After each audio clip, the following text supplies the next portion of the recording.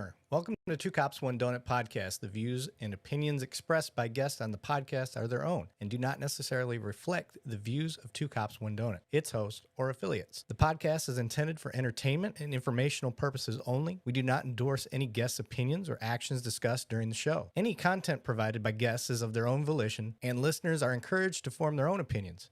Furthermore, some content is graphic and has harsh language. Viewer discretion advised and is intended for mature audiences. Two Cops, One Donut and its host do not accept any liability for statements or actions taken by guests. Thank you for listening.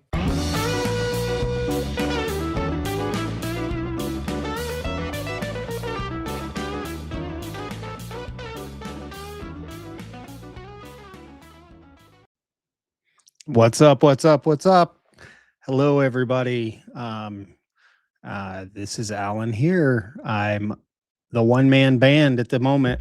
Banning is working on some new toys, and he's trying to get everything figured out. How's everybody doing? I see most everybody in shotguns and tattoos. Mama's in here. Nina, Mr. Billfold. I think he said he already kidnapped Erik. So tonight, Erik is on special assignment. So I don't know if that means honeydews or if that means work. But anyway, we're going to be here for the long haul. We're going to try to make the best show we can. I thought I was going to be joined with at least Banning, but right now, about 15 minutes ago, I could see, hear, and talk to him. Right now, I can only hear him. So I'm thinking on the backside, he's trying to figure out how to turn on a computer. So, if you know Banning, you know Banning. So what's everybody been up to? Thank you, Mr. Billfold. I sit with you as well. I am partaking tonight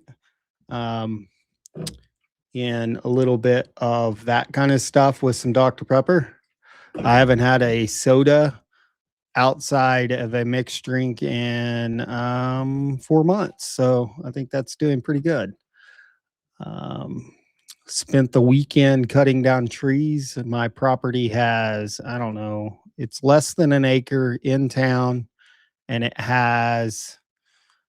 started with 38 trees. And I think I'm down to, as of this weekend, I'm down to 29. So I miss the shade, but I don't like the cleanup of cutting down trees. I'm a little tired. So I have missed everybody as well. I'm not sure who all knows, but I've been dealing with some family illness and been in and out of the hospital with family, not myself. Yes, I did. I wore this just for you, Mr. B, because I can button it all the way down. Okay.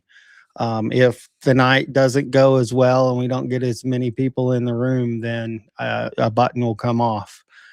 Or every $10 donation to the page, we will we'll undo a button. So let's see. What do you guys want to talk about? I came in to be the unprepared host, evidently. And so the big red crayon is working on, I think he's melting the crayons right now. We're still waiting for him to warm up.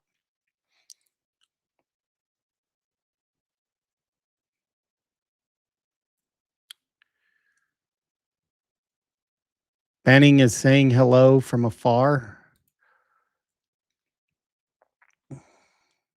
Let's see. Yeah, so if anybody doesn't understand the undertaking of this, Mama Donut is explaining Erik's responsibilities, but I've been, I've changed jobs and I work for Samsung, and we call on all the police departments and talk to them about mobility needs and things like that. And I've been talking to lieutenants and above, and it is unbelievable the amount of responsibility that each of these cities are having to pull to cover the World Cup. So it's very daunting for these agencies. You know, not only are they shorthanded, now most of the departments are full time. You know, you can get as many hours as you need because of what the World Cup is bringing to all these host cities. And so it's pretty crazy. Banning, I'm gonna have to not be able to do this if you don't join me because you know, I've got to do something to keep the fans going here. So um,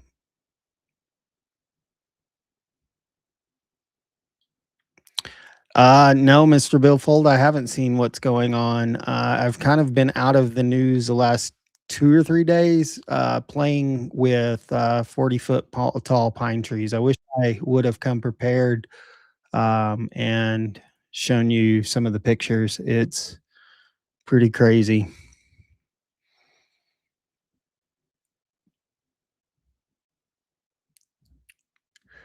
So, what is our podcast about? So, this podcast is all about bridging the gap. So, each and every one of us are either the majority are current law enforcement. Myself and Banning are both reserve officers in the state of Texas. And so we still are actively commissioned. And so our whole point is trying to spread the message of not all law enforcement are considered equal, and to just understand what the day of a life of a police officer is like. And um, you know, some of the issues we have. Oh, there he is. Maybe he's back with us. I see the guy, the big red bearded wonder. What's going on, brother? Little bit of stand by. Hold on, I got to fix my microphone again.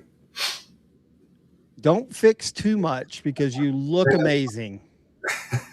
Wait a minute, are you going bowling? Yeah, I'm going bowling. A little bit of tendonitis. You'll hear me better in a second, guys. Okay.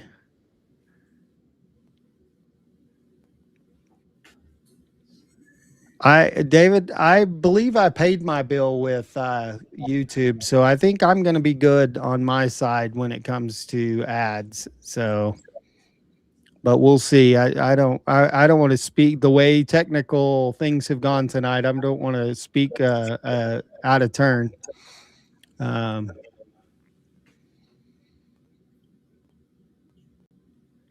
Banning is grown up. He even has a big boy camera now, and so he is turning into a big boy.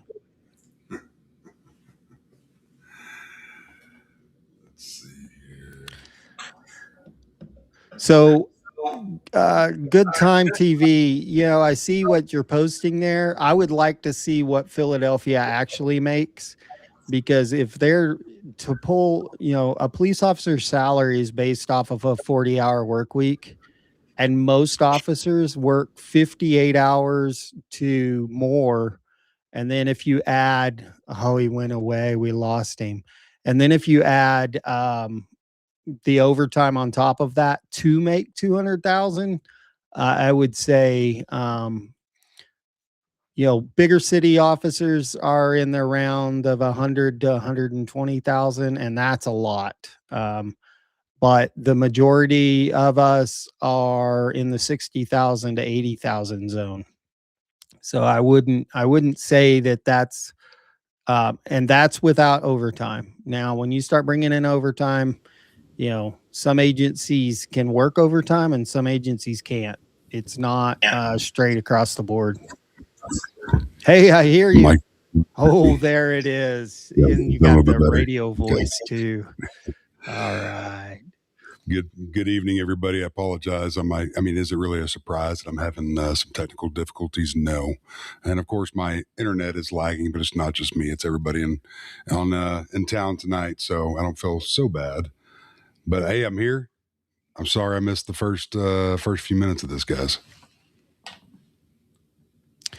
Manning, so this comment, at Good Times TV, a lot of overtime, but they're making a shitload of money. I have a neighbor told me they can pull 200,000 a year easy with overtime. I see a lot of them have nice cars, etc., buying properties.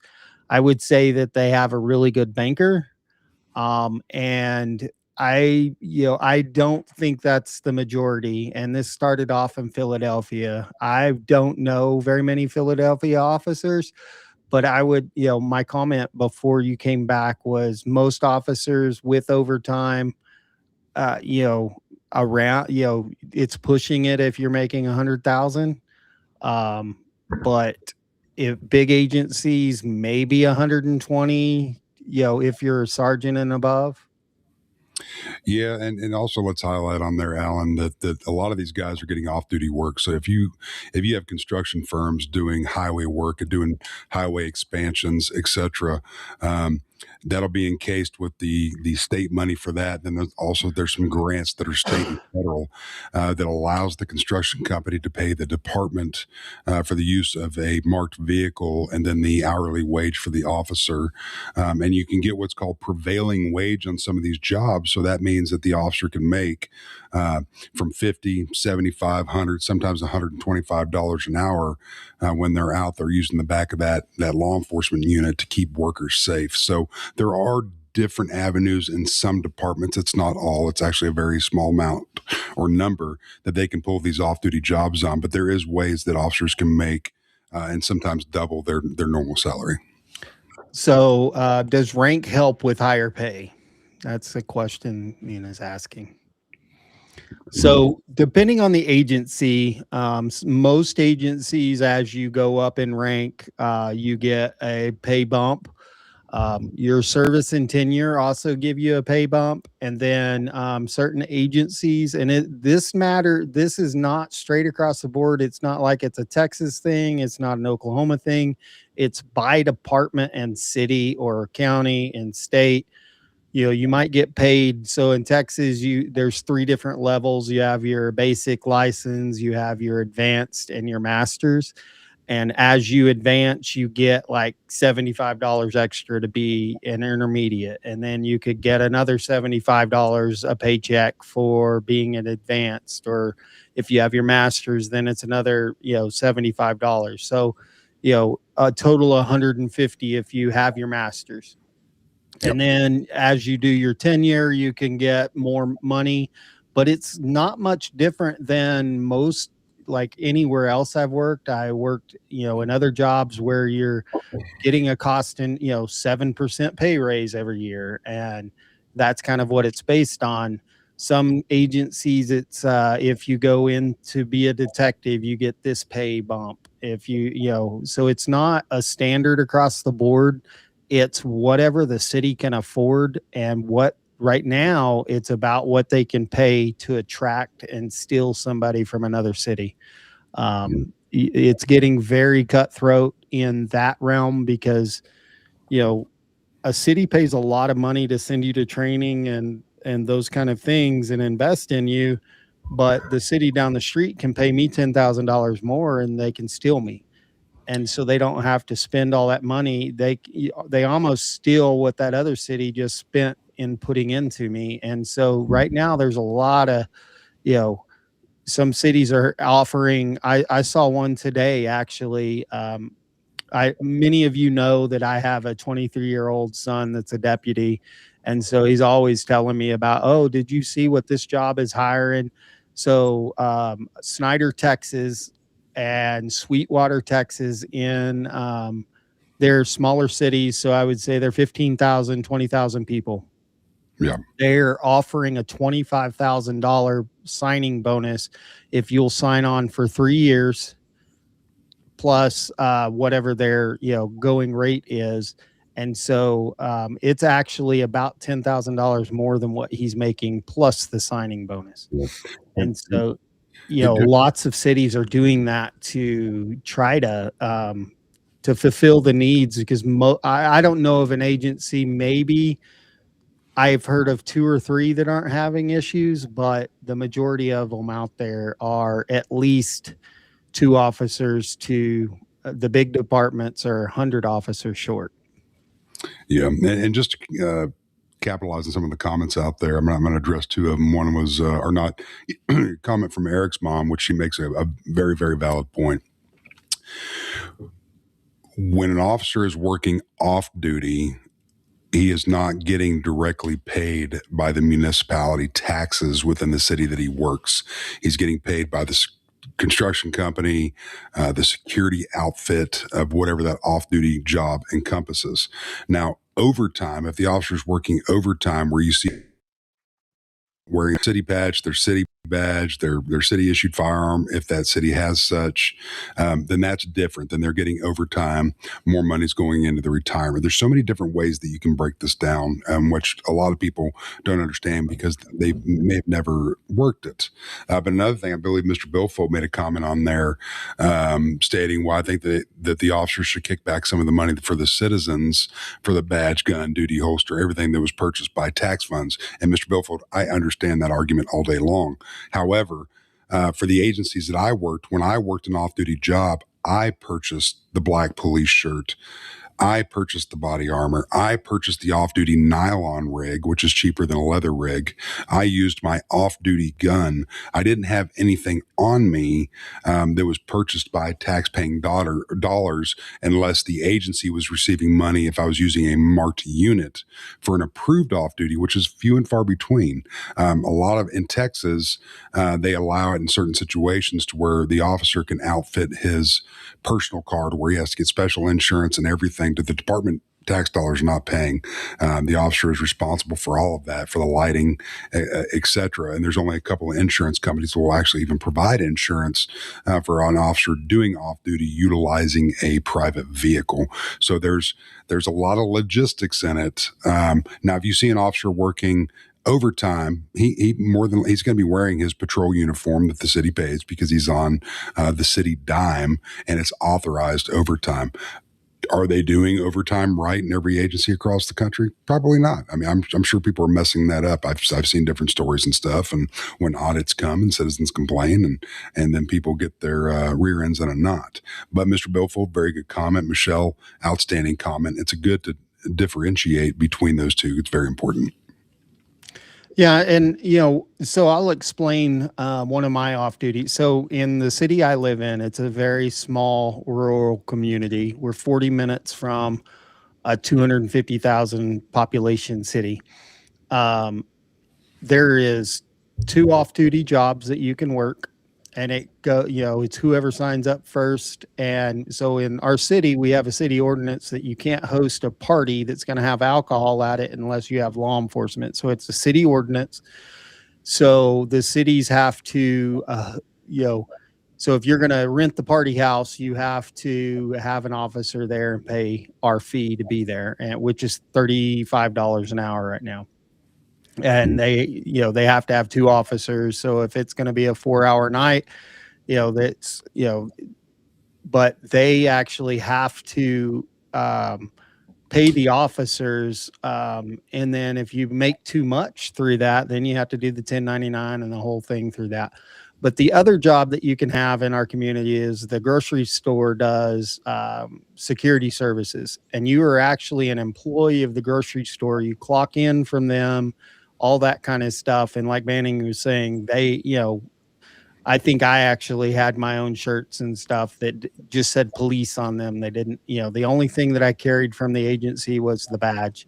And even if I were to arrest somebody, I would put them in cuffs, and then I would call the local agency and say, hey, I need you to come pick up so-and-so, I'm arresting them for this. I still had to do all the paperwork, but they were actually transporting them and doing all that kind of stuff, and it was kind of handed over. And so we were more security than anything else. What in the world is this?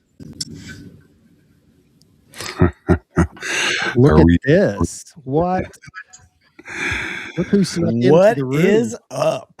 What's going on, man? You decided to join us. I got out of my gig a little earlier than expected. So right. I Oh, good decided deal. to try to get home as quick as I could and see if I Awesome. couldn't get on here and rescue you because I was listening and I heard Banning was having troubles Yeah. and that Alan was just like not ready to be by himself. So No, I've been outside cutting trees all day. I didn't get anything prepared, and so I walk in and I'm like, "Oh, but so we're talking about off-duty work and how some agencies get paid, and I wanted to answer this one question. So, do officers get paid more for tenure and sergeant, things like that? And then Nina asked this one question.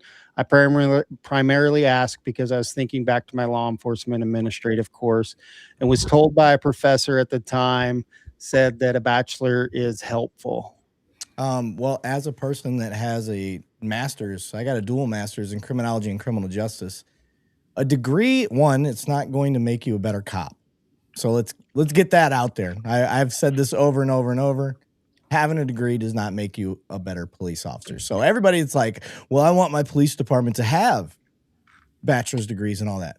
I would say you'd be better off hiring a barista, hiring a bartender, something to that effect. So I'm not a big fan of putting so much pressure on a degree. Now, does it make you get more money? It can. I get a stipend. I get an extra, like, I think it's $240. I think it's a month, not a paycheck. So I get paid biweekly. So I think I get $240 extra a month for having a master's degree, which if you're a person that had to take out a student loan, I don't really think it's going to help you. But what it really does do is it provides opportunity.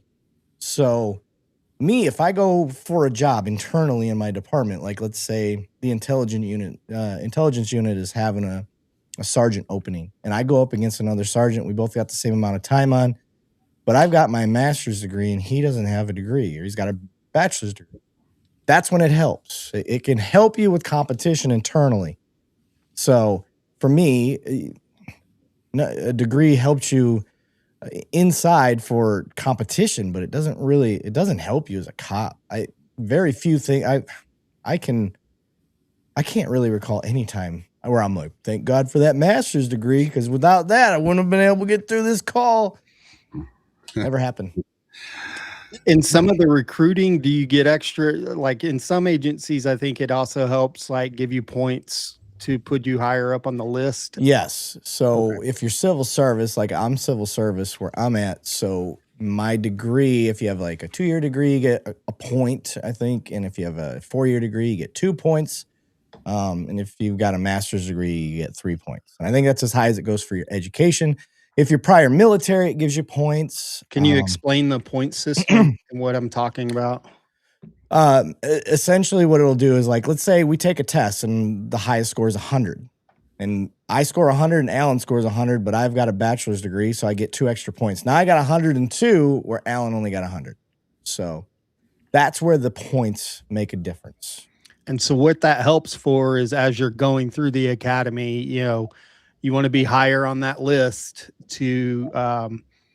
and then as you test and things, as you go through the academy and you are ready to take a shift, you might get priority on what shift you want, what assignments, things like that, depending on what the rules are within each said agency, because all the agencies have different rules and policies on that kind of stuff. So. Right. Yeah. And I see some people talking about federal salaries and stuff like that, and the FBI and whatnot. Like, one, I like being a cop. If I go be an FBI agent, I'm not a cop anymore. They don't do the same thing. No. I have zero desire to be FBI. And then the other thing is they don't, like, I see somebody saying they make $250,000 a year. Like, no, they don't. Well, and that's where this started. So Good Times' first comment was that his neighbor is a cop, and his neighbor was telling him in the Philadelphia area that most cops could work with overtime, earning $200,000 a year. Yeah. And I said that would be if they were running a ton of overtime. That's not going to be the It depends average. too. Like, go look at like what a Beverly Hills cop gets paid. Right. They're making like $200,000-300,000, but Look at the cost of living. It's crazy. Yeah. And then that's one of the reasons I came down to Texas. I'm doing the same exact job that I was doing up in Michigan, but I'm getting paid triple the amount of money that I was getting paid up there. And so that's the whole reason I came down. Right. One of the main reasons I came down, not the whole reason, but well, and it's Texas, so yeah, and it's Texas. Texas is great. Don't get me wrong. I love being here. I was trying to convince Mr. Billfold earlier today to move to Texas. So hey, Eric, let me just, probably while you were setting up and getting on, you didn't get to read Mr. Billfold's comments and what kind of went down this roller coaster, and that is him seeing officers at Walmart standing out there doing off duty at the entry door, playing on their phone. And I tried to explain the difference between when they're working an off duty job. Usually that corporation is paying for them, and they're also in a lot of the times. I know I was when I worked off duty jobs at the majority of my agencies. I was paying for the police T-shirt. I paid for the nylon gear. I paid for the off duty gun. I paid because he's like, well, if these officers are provided badge, gun, equipment, etc., I think that the off-duty officer making all that gold money should be breaking that back off to the citizens, some of that. And I kind of explained the difference of that. The construction gig. I mean, in a way, he is. He's paying taxes. He's paying taxes on that. So yeah, the citizen is getting a piece of that chunk.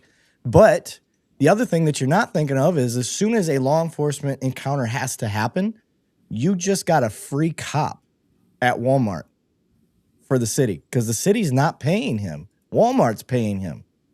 Right. So that, to me, that's the incentive to let your cops work off-duty gigs is the citizens now get a free cop at the Walmart, at the bar, at the wedding venue that hires off-duty officers, at your stadium. Well, it just depends. Some are city-led, city-ran. And there's a difference. Like where I'm at, it's not, the city has nothing to do with our part-time jobs. Like that's what I was at today. I was at a part-time job. City has nothing to do with that. They don't pay me. I'm not a part of any of that. But now the city where I was at, in my city where I was working, they got a free cop right there because if something goes down, I have a duty to act. But I'm getting paid by the golf tournament that I was working. So I think you get the same spot as last year. I'm just curious. I get the same spot every year. Yeah, anybody that follows my social media, I already got my picture. What they feed you? Like, did you get some hot, good food this year? I probably gained 10 pounds working in that spot this year. They take such good care of you. I'm so jealous. There's not a day that I don't have some sort of baked good dropped off, and I'm not talking like just some cookies. Lots of cookies were dropped off, but lemon cake that weighed 50 pounds. Pecan was dropped off today. Strawberry sheet cake, a coconut cream pie, because that's my favorite. And they asked me what I wanted. And I said, I like coconut cream pie. And they're like, oh, I got a great recipe. So they made it. That's awesome. What other, there's one more. Oh, key lime. A good key lime pie was dropped off. So, but yeah. They were asking if you were wearing your department issued uniform today while you were working that off duty. Did the department issue it? Fuck no, I pay for my own uniforms. Right. That's what people don't understand on that. Yeah, but it doesn't matter. It doesn't matter if the city paid for that uniform. I pay taxes every time I get paid. Yep. Yeah, you go and buy a Snickers in Texas, that's where that money, Right. But besides that, I get taxed on my dollars from that same city. So I'm paying for it too. It gets garnished out of my wages one way or another. So the argument that the city paid for the gun or paid for the uniform, what does that matter? I take that gun and badge home. I don't have to turn it in. It's not sitting in an armory. It's issued to me. I am a peace officer 24/7 in my state. Yep. So I'm out there enforcing the law when it needs to be done. When it's not, I'm not doing anything.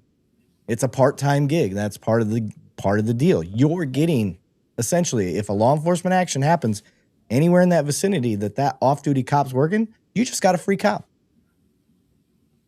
So that's one way to look at it. Erik tackled a flasher today. It was very exciting. That is not true. We know how you cops love those lemon pound cakes. Shut up, Tim.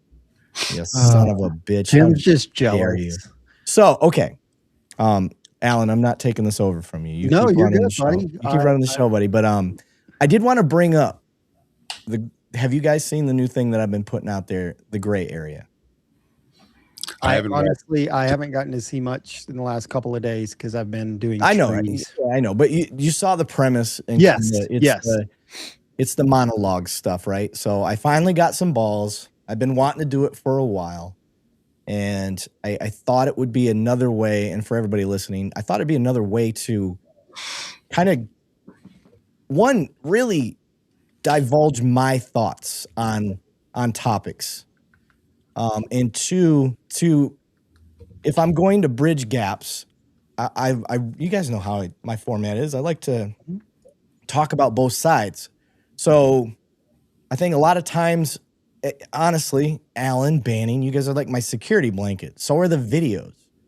Because normally, what is it? It's me reacting to a video. So I'm bouncing off of a video. It's not me giving, I mean, it is me giving my own thoughts and stuff, but it's also, I'm using something versus on the monologue thing, the 8 to 12 minutes of talking about a topic. It really gives me a chance to bounce off both sides, how I see things as a cop, trying to give my perspective on how I see cops and maybe how cops think, but also how I see citizens or civilians, whatever word you want to use, and how they think and how my perception of how they think. I could be wrong. And that's why like on this last one I apologize. I'm like, I'm sorry, citizens, if I'm not representing you correctly, but this is how I see you seeing us. And so it's kind of a new way to do things. Another addition to what we're doing. I've been wanting to give it a good run. I want to give it a good 2-month, maybe 3-month run where I do one a week-ish. And I just released the second one. I didn't expect it to go out and get hundreds of thousands of views or anything like that. I wanted to see how it would do. And it's got, we've got what, 22,000, maybe 23,000 followers on YouTube. And each one has gotten, I think anywhere from 300 to 500 hits, something like that, views. Because a view is, I think the majority of the video has to be watched. Right. So that's the same on LinkedIn. And I've got, I'll pull it up right now because I launched yours last week on LinkedIn. And it got 1,926 impressions. So that's nice. They're watching at least. So if it's 12-minute video, they're watching over 6 minutes of it. Yeah. Fucking billfold. I would oil up. Erik could never tackle me. Challenge accepted. You better oil up that beard. I'm gonna cheat you with your big ass. He's got to wear the cheetah print though. Yeah, marine blood. Wait, I thought Erik was gone. Surprise, motherfucker. I jumped on, bitch. I didn't think I'd be home in time. Normally I'm still at work for this on the last day. But somebody won really fast, so they let us go. All right, deuces, I'm out. So but yeah, I'm calling it the gray area because that's what we're discussing. We're discussing the stuff that just kind of I can see things in the discretionary views both ways and just talking about that stuff. So I hope you guys enjoy it. I'm you can ask Mr. Billfold, you can ask Banning and some of these guys. I've really had a hard time doing it. And when I finally put it out there, I was really paranoid because like I said, I've always had a security blanket. This is my first time. I'm like, I just don't want to sound like an idiot. And I don't know. I guess it went over my mom loved it, but that's not saying much. My mom loves everything I do. Yeah. And it's definitely not. And I watched the first one a couple times, and it's definitely, some people would call it controversial. Some people were like, "Oh, you're guiding off the line." You know what? Everybody has an opinion, and if you have a voice, I suggest everybody get their opinion out there because everybody's opinion is important. It was stated very well. It got some comments on mine of I can't remember who made the comment on there, but you probably need to go in there and then just to answer the questions on it. Just on the LinkedIn stuff, Right. Because there's some people that have questions of it, and hey, great, that means they're watching it. So we've got to get people to start thinking outside the box. Yeah, I agree, and I think we're doing all right. We've been getting a lot of new people in the comments and the viewers and stuff like that. What's been really cool is our community has organically brought people over. And I that's what I'm really seeing is the organics. There was a guy today. He's like, hey, I came over from Matt Thornton's page. He's like, this is the first video I've seen of yours. And it was the gray area, the very first video. I said, good timing. I was like, because he had questions that were pertaining to what we actually talked about in the new one today. And I thought that was pretty cool. So we had a little dialogue back and forth, and he threw a subscribe and said he was glad he came over. And that's the community we're trying to build is just, I could care less about the numbers. I care about the quality. And I think our quality of community is really, really doing well. So Agreed. I'll get off my corny soapbox here. I always feel like a teenage kid. Look at all my followers, dude. I got all these followers. I would say so. 9 hours ago, you posted the second one, and it's already at 128 views. Yeah, that's pretty good for a almost 12-minute video. And then the first one was 8 days ago, 717. So I'm not a math person. Somebody out there's probably already done the numbers, but the second one and the amount it's doing in the first 9 hours, that's pretty good. Yeah, when I looked at the studio for YouTube, the line for it is going straight up in the air. So that's good. Yeah, it's awesome. Yeah, it definitely doing better than the shorts have been doing lately. Do you think the shorts game has backed off a little bit? I feel like people are watching long content more than they're doing short content lately. Yes, that's why it's one of the reasons why I wanted to jump into that, because I've got longer thoughts to put out there. But thank you, Harrison. Harrison said he created a playlist for the gray list, or for the gray area. I appreciate that. Yeah, we got a Mr. Billfold, $2. Little by little, the little bird builds its nest. Could you imagine if a bird built a nest out of his beard? Oh man, be a glorious. It would be? Well, that's the thing is if it was, it doesn't matter what bird it is. A duck could have laid an egg in his beard nest, and it would be an eagle. Because he's a Marine, so it's American. Like America. Automatically. So, speaking of America, how you guys like my new Detroit Memorial Day hat? It's pretty good. Came in finally. I have a little head, so the first hat I ordered was too big. So this is the small medium stretch fit. The medium, I love large. that you have a curve to your hat. I've been This straight thing just wears me out. Yeah. Well, I know the straight thing wears you out too. Oh well, some got to go crooked, sir. Careful saying that. I think on that note. Yeah. There's the Alan's eyes aren't even straight. This is Folgers tonight. So Folgers black. Yeah, Folgers. Just for you, Mr. Billfold. Just for you. Fucking Alan and his girl drinks. Thank you, sir. Thank you. Was that Malibu rum? What was that? It was. Or Parrots Bay. Parrot Bay, baby. Oh my Parrot God. Bay. That was like the first thing I drank in high school. Hey.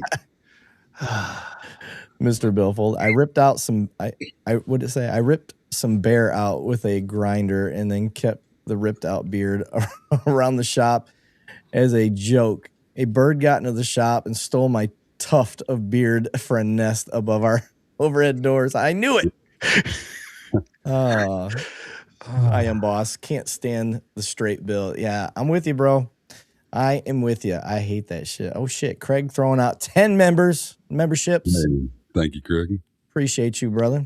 Remember when this thing would not let our memberships Like Yep. somebody would buy 20 and it's like, nah, we're not doing it. Yep. Yeah. And now look at it. Now it seems to be like it's right. I am boss, Everclear. Oh God. That's Oh. that's a different night right there. That is. All I can think of is Flamin' Dr. Peppers. Yep. Oh, had a bad night. Oh. I don't want to smell it. I know it doesn't really have a smell, but it has a smell. It has a smell, especially if it comes out Denzel Bowdry in the house. What up, dog? Earlier, Mr. Billfold asked, have y'all seen anything about this American Fort police detain reckless Ben in is that? Utah? Yeah, he sent me the stuff. I just didn't get time to look at it.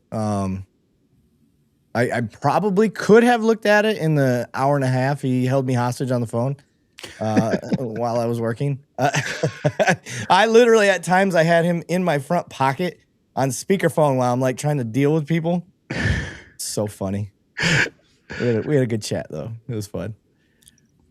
He's like, don't let me hold you up with your stuff. I was like, we're good. And I was like, just every once in a while, I'm going to shut you up and I'm going to have to tell these people where to go, what to do. You need to turn around and go away. I'm not getting out of my lawn chair.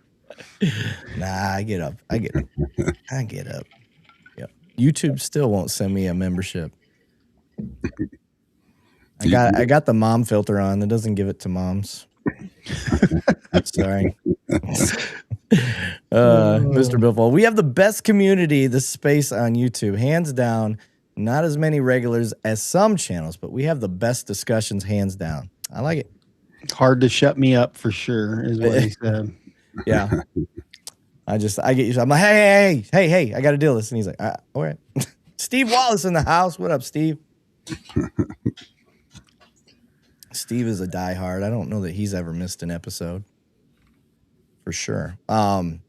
So yeah, I want to talk about the gray area. We got that out of the way. Marine Blood's mad he didn't get a gifted sub again. Is he still a member though? I wouldn't. I don't know. It should have expired by now. It's a month-long subscription, right? Yeah. You should be all right. Steve Wallace said, hit that like. That's what I'm talking about. I didn't prep any videos or anything. So while you guys are chit-chatting, let me see what I can pull up. So, Banny, what do you got going on lately? What do you want to talk about? Oh, always. The National Memorial. Tell us what that event is all about. So it's being as law enforcement as long as I've been in it, and y'all as well. I mean, it's to go up there and to be a part of a candlelight vigil on the National Mall to pay tribute to all the fallen officers from last year was very, very humbling to me. To be seated right within the honored families. I've never, in my whole law enforcement and military combined, have ever had an opportunity, if you want to call it that, to be able to do something like that. And man, let me tell you, they do a beautiful, beautiful tribute out there each year. It's a National Law Enforcement Officers Memorial Fund, and they have a brick and mortar museum. The museum is really cool. You go in and you go down steps, and it's actually underneath. About as low as the subways are, and it goes underneath the street. It's a beautiful museum. It's got a lot of neat things there. So I suggest anybody that's going to DC, that's going to visit other national monuments, at least stop by and see the National Law Enforcement Officers Memorial Fund. You get to go out there and see the wall. That's where all the names are inscribed. You got the bags and pipe bands from all over the country that come and pay their tribute. And it's just beautiful to see that. Then you have I'm a law enforcement, I'm just a car nut, I guess. And they have cars from the 40s all the way till today, still dressed out as law enforcement vehicles, and they're untouched on the inside, set up just how they were back then. And it's classic. It's a classic thing to see. There's so many things to do during that week. It's called Police Week. Yeah. And so it's the week that we honor police officers across the nation. One of the most interesting things, because it hit home locally, to the family of the loved one, they paid the entire way for them to get up there and to be honored and the family, is given all these, I wouldn't say benefits because they lost a loved one, but while during the national week, they were hosted, hotel rooms, the whole 9 yards, and they were allowed to, and given all these honors, and they got to go and like uncover their names and everything. And so, forever there will be a spot on the wall for them to remember their loved one. And so it's a pretty big honor. And they throw everything at these families. It's pretty amazing, everything that they do for them, even though they sacrificed for their communities and the nation. So, and let me just add two things on the National Memorial Fund. They are on federal land, and they are a 501c3 nonprofit, but they are the only, because everything's listed as a monument, to go visit. It's a historical type thing. They do not receive, the Memorial Fund does not receive a dime from taxpayer money. Now, there's a lot of congressmen that are trying to get together and put a bill forward and get it across, but it seems to fail every year. So they are privately funded. So if you're ever looking for a charitable donation to where each and every dollar is actually used for the beautification, for the security of it, and no, it's not off-duty officers, Mr. Billfold. These are people that just offer security. It's privately funded out of the National Law Enforcement Officer Memorial Fund. They're not receiving any tax dollars. They don't get any breaks like that. It's the only fund in the entire city of Washington, D.C. that's not funded by the federal government or local municipalities, and they do a darn good job. So. Yeah, I think it's important too. It's no different than our military members and stuff like that pay the ultimate sacrifice. Like, we can have debates about policing back and forth, but when somebody dies in the line of duty, like that all stop. Like, the debates can go, like, nobody should be dying on either side of what we do with the criminal justice system. I would prefer nobody dies, but a law enforcement officer dies, everybody knows. Funerals and stuff, all of that is for the family. They're the ones that are really sacrificing. So I think that stuff's important. So. Harrison Brock gifted another 20 memberships. Did he do 20 already tonight? That would be 30. So he did 10 the first time, I think. Oh, Jesus. Harrison. And another 20. It must be payday. Harrison must have got paid. Harrison, I got to get rid of some of this. I need tax write-off. And, shit. Mr. Billfold, I know you got a heart, brother, but you're one of our most active commenters out there, and we are blessed to have you here with us, man. So I've always got to include you when I can. Love it. Forefathers, 1787. No, it wasn't him. Okay. There was somebody with a similar name I think I was chit-chatting with back and forth on YouTube, but I don't think it was him. But what's up, Forefathers? I don't recall seeing you in the chat a whole lot. Your name does sound really familiar, though. So, welcome, brother. Welcome. I like having new people in the chat. Harrison is a tech god. Every day is payday. You're right. He's just out there.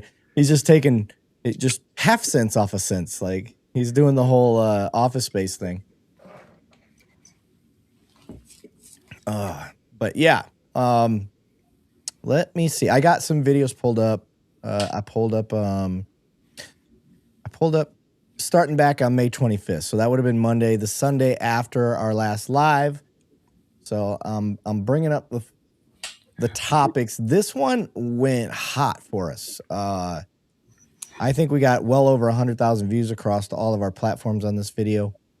And don't wait on me. I'm going to grab some more coffee real quick. I'll be right back. Oh, you good, brother. So I'm going to share the screen. Here we go. Share screen. Is that the best view, or is this the best view, or is this the best view? I like this view. That one's pretty cool. I like that. The new layouts and everything, I'm not used to them all, but it's pretty cool, all the updates they've done. They keep rolling out.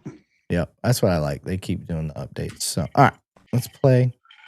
This is why you need to be involved in your kid's life as a parent. So their son's phone is pinging to this house. I don't know anything about phone. They probably walked by here. No, his phone's here. They said they're in the basement, and his phone's pinging to this house. Why were you over there and now over here? Because I'm a landscaper. You're a landscaper? Yeah. Here, turn around for me real quick and put your hands behind your back. You got anything to do with kids, man? No, Any kids here? No, there's no kids at all. Hey, was this the male your son was with? Okay, go back to your car for me real quick, please. I need to know where my kids are. We're trying to find them. This Man. for me. What's that? Are you kidding me? Come on, Guys, step out. who's all in there with you guys? Come on, come on. You guys need medical attention at all? Yes. What's wrong? What happened to you? Come on, guys. Come with us. His parent had an app track. All right. No need to listen to my crusty voice. So you saw, I called this one real police work because I want to challenge our viewers today. If I would have posted this video and let's say it wasn't involving a kid or kids, and you heard the kids at the end, they wanted medical, so that tells me even more shit probably happened. But let's say it wasn't involving kids. Let's say it was a lost dog with a collar or something, or maybe a lost cell phone. Everybody supported this video. There was nobody that didn't support this video that I saw. But let's flip the script. If this would have been a lost dog, a missing cell phone, whatever. How many of you guys would have given me shit? Be honest. How many of you guys would have given me shit about, well, they didn't have probable cause. That guy didn't have to answer any of their questions. How many of you guys would have given me shit on that one? I mean, I honestly want to know, because I feel like had I changed just a couple little factors, that some people would have gave me shit saying that they shouldn't have been messing with him. He didn't have to answer their questions. They didn't have a right to detain him. All of these things. But because it was involving kids, it seemed like nobody wanted to jump on that train. So I think that changed the script altogether. But in that same scenario, when we respond, somebody called. I remember getting those several times at the school. Well, my phone is tracking to so and so's classroom, so I think so and so stole my backpack. right. No, I can't go into the backpack, but I can take the backpack and keep the backpack until I decide, what are the next steps I want to handle. So in that scenario, Eric, say you're just wanting to locate that phone. You don't know that there's kids missing. How far can you go just looking for a phone if you know it's on that property and somebody's saying somebody stole my phone? Right. And if it is just a phone, you're fucked. Yep. Shit out of luck, because cell phone accuracy with the GPS is not close enough unless I'm going to like Banning's house where the next closest neighbor is a mile down the road. Now I've got more articulation that I can get. I'm like, well, there's no other houses around. There's no chance that it's on somebody else's property. It is on this property. Right. So, and guys in the comments, like, I'm just trying to create some discord here, so to speak. But people are talking about exigency. When did the exigency start? So let me ask you that. When did it start? Because what we know is that the phone was pinging over there. But we don't really have much more than that. What if that guy would have told the cops to kick rocks and just walked away and never came back out? Do you have an exigency? Now, they did end up hearing them banging on the basement thing, but that was later on. Yeah, after when he's on the acting other weird. side of the house talking to the guy over the fence, like at what point? I think the guy hurts himself by coming to the front, like, and continuing that conversation. Because if he'd have just said, "Beat your feet," like, all you could do is sit there and wait and see if that ping moves. Yeah, and I like what Tim said here. Tim's saying, oops, I clicked the wrong one. He said, well, it depends. That's the thing they call hunches. Cops had a hunch, and so they acted on it. And I think it's very accurate. But the point that I made in the video is what I call a hunch. I think most people that are good at reading people, and I know our guys in the comments are really good at seeing through bullshit. You could see the bullshit. I mean, it was so thick on that guy that I don't really think that's a hunch. I just think you're picking up on human behaviors that are pretty obvious. That guy was up to some shit. Like nothing he was saying was really adding up. And I think that's one of the biggest things that the difference in a rookie cop and why a rookie cop works so long with a field trainer is, you learn the BS meter as you're on the streets and as you're talking to people, and you learn to pick up on this guy's full of crap. Too much explanation, they're lying. Certain things, body language tells you, a whole lot, and how people, you can tell if somebody's just being an asshole and they don't want to talk to cops, or if they are lying and they're, being an asshole. It's just two different worlds. And that's where, as a good cop, you keep talking to the person, and eventually they give you enough to say, okay, I've got to stop what I'm doing and get a warrant, or I have to, agency takes you to the next step. Yeah. And to big C360s, he said facts matter. They heard the banging. I'm not talking about the banging part. That's towards the end. That's when they got onto the property and started looking around. So I'm talking about the stop and talking to this man. Okay, mom shows up on scene knowing her child is at that location. How does she know he's there besides the ping? And that becomes a whole different challenge. I've dealt with a lot of runaways, and you almost deal with the family drama as a whole separate incident, because you have to keep them away, because a lot of times they will hurt a situation and do too much when you've got things going, and then all of a sudden the family shows up, or they make a Facebook post or something, and it's like, no, that it wasn't the right time for that. And it's a whole different challenge in dealing with the family drama because they are their loved one and they're missing their kid or whatever. It causes a whole different challenge. Yeah. And we have incomplete information too. That's Correct. Another thing that we're dealing with on this. It's vague. I don't know. Was she in contact with her son while he was in the basement? It kind of seems like maybe they were, but we don't know. So that could be another part of it. But the cop was creating the PC. That's the beauty of this. To me, I was looking at this, I was like, this is real police work. And that's the point I was trying to make with the video, is like, to me, this is how real police work's done. Mm-hmm. And for a lot of people that I've gotten it into with on here, is sometimes they look at what I'm calling real police work as overreaching, overstepping when there's not a crime yet and stuff like that. And I'm looking at this one, I'm like, well, you went from something as simple as, well, my son's phone's pinging over there, to, motherfucker had him trapped in the basement like a horror movie. So it can happen. And to me, I think a lot of cops weigh that, and they're like, well, I could ask these questions. Some people look at it as overreach, but guys like me look and like, well, look what it can lead to. It can lead to some really good stuff. Right. I'm not going to waste my time on bullshit. So. And appreciate you, Harrison. Thanks for hanging out. Looks like Harrison dropping already? Damn. Yep. And, all right, Harrison. I believe he gave us some subscriptions earlier, so thanks for that. Yes, he did. Thank you very much, Harrison. We appreciate you, brother.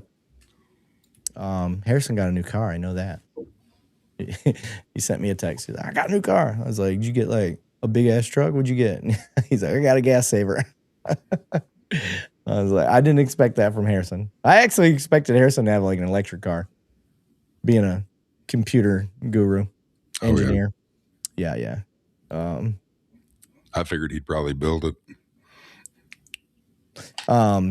Big C360. Yeah. Did you see that one? Yeah. He said, cops can talk to whoever they want. It's up to the citizens to talk or not. If nobody wants to talk, then most cops would look for the phone at least. Yeah, I agree. And that's the key. That's the key to knowing your rights and understanding things. I will tell you, in my experience, most bad guys, their ego will take over and they think they're going to outsmart police, and they want to show that part off because it's probably worked in the past to a cop that either really didn't give a shit and wasn't that big a deal to them. They weren't really pressing too hard. But when it comes to a kid, you're good luck getting rid of the cop on that. I'm gonna be relentless, especially if my spidey senses are going off. And this is the part to cops. When you're officers out there, if you're watching this, and you see what we see, all of us, even the guys in the comments, we're all seeing the same thing. And girls, sorry, we're all seeing that there's something wrong with this guy. But how do you articulate that? Mm-hmm. How do you say that when you're up on the stand? How do you say that when you're in your report? Because it's important. Yep. You know, I'm going to say something like, the parents reached out to me. The phone was pinging over here. I started talking to this man who didn't really tell me if he lived here or not. And then in the course of the investigation, while I'm still looking around the area, now he's in the next door neighbor's yard, which seemed odd. And so I made contact with him again to ask him why he was over there, because it stood out to me. And then in the process of that standing out, he tells me he's a landscaper, but there's no yard equipment anywhere. He's not dirty like he'd been working on yard stuff. And now I'm detaining this man because it's not adding up. So now I've got my reasonable articulable suspicion started. Mm-hmm. And now we can start working on the PC. Yep. You know, now I've got cause to start looking around the house where the phone's pinging more. And then that's when we heard the banging. Now we got an exigency. Mm-hmm. Now anything goes. I can go in that house and go start looking and do whatever the hell I got to do. That guy's definitely detained anyway. But officers, that's the important part, is your articulation. Can you start looking at this guy's behavior and painting a picture on paper that somebody reads it, they can envision it. And that's how you do that. It's an art. It takes a while to learn. And I am so scared for the future of police because they're on this damn thing all day long. And how articulate are you getting through text messages and social media comments? You know, thank God for ChatGPT. That may help people become more articulate. Yeah. Maybe it's a tool. Well, but is it thinking for them too? Like, that's the whole, like, you have to be smart enough to, like, tell it what to think instead of being told what to think. And that's a whole different challenge. Yeah. Yeah. Harrison said, as an engineer, I'm smart and I'd like to save money. Fair enough, Harrison. But yeah, you're right. And something that we need to start worrying about and paying attention to. And again, officers, I'm sorry, I'm picking on cops tonight. Y'all, if you're using ChatGPT or any other AI, Grok, Gemini, whatever it is, if it's coming up with sentences for you that you didn't put in there and ideas that you didn't put in there, be careful. Yep, it's not your statement. We're on a slippery slope with it as it is. Yep. I'm curious how it's going to go. The colleges are kind of being our guinea pigs because kids are plagiarizing and doing all that shit left and right. Well, we had a case get thrown out. An attorney wrote everything up, and it was all misfacts that he tried to, you know, and I think that one made it to the Fifth Circuit. And so, you know, and that was a bad case. Like, he did all the paperwork and everything through ChatGPT, or I think it was ChatGPT, and found out it was all documented false facts. Yeah. That and the fake. So there's 7 that I've been presented. There's 7 case law cases within the AI world. They keep getting dispersed to people, and the case laws never existed.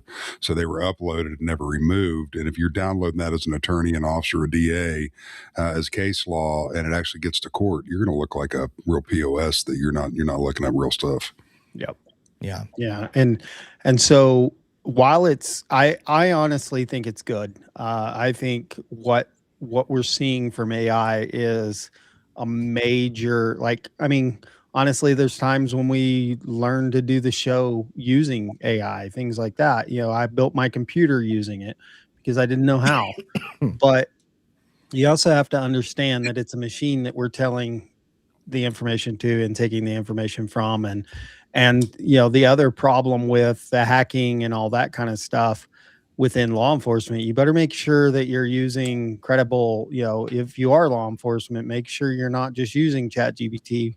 There's so many companies out there that offer some kind of AI service that is legit and it's not tied back to China, basically, where you know, there's hidden things in it.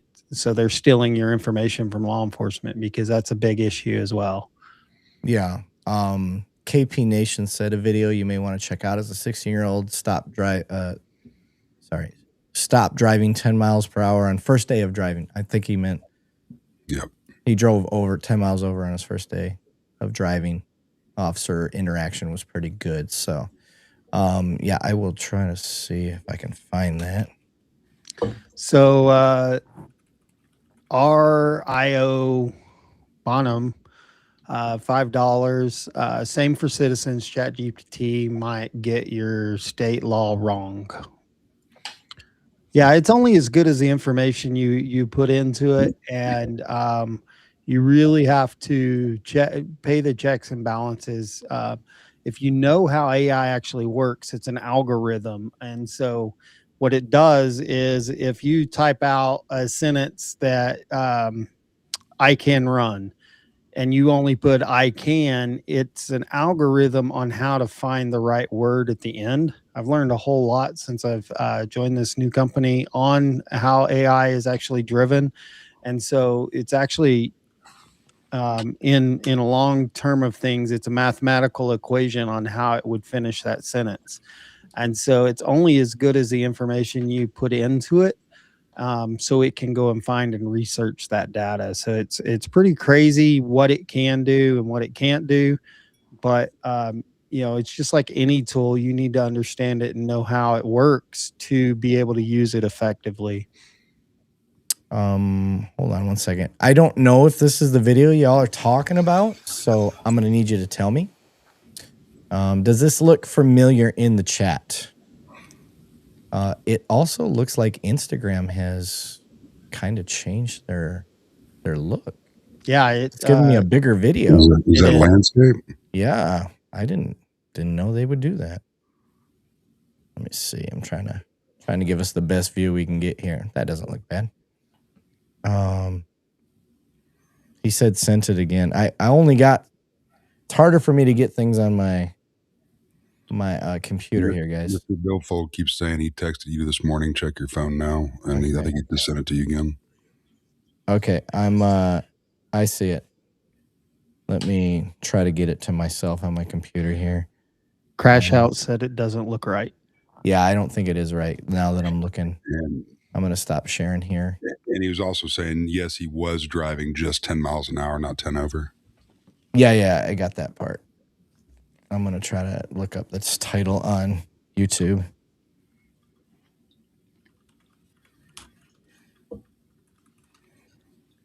I think I got it. Here we go. Let me pop this up. Oh, Jesus Christ. Scared the shit out of me. The volume went right as soon as I clicked on it. My bad.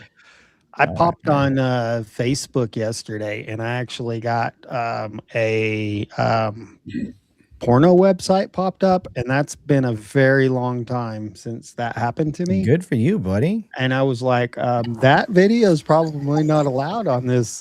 Use your phone like an adult. What's wrong with you? You know, everybody's got a problem every once in a while. All right, let me get situated here. Okay, let me biggie size this. I think this is the right video. All right, it's only almost 6 minutes long, so not terrible. Let me make sure the volume doesn't blow my eardrums out.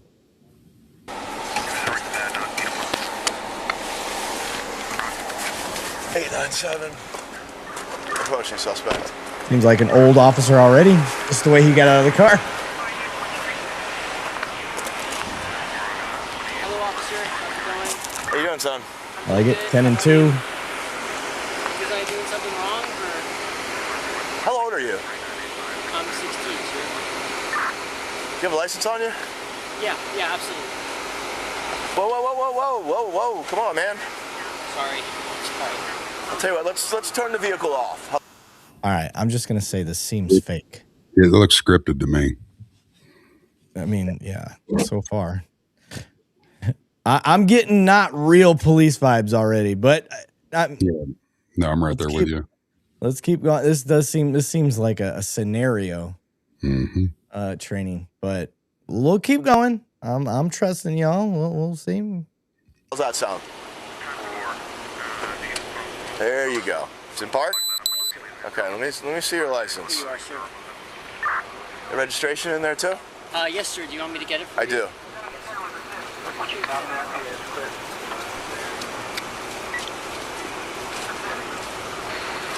Why are you shaking so much, son?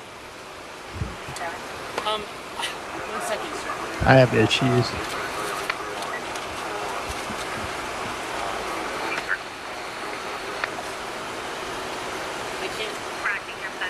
I can't find my registration, sir. This is my first week driving.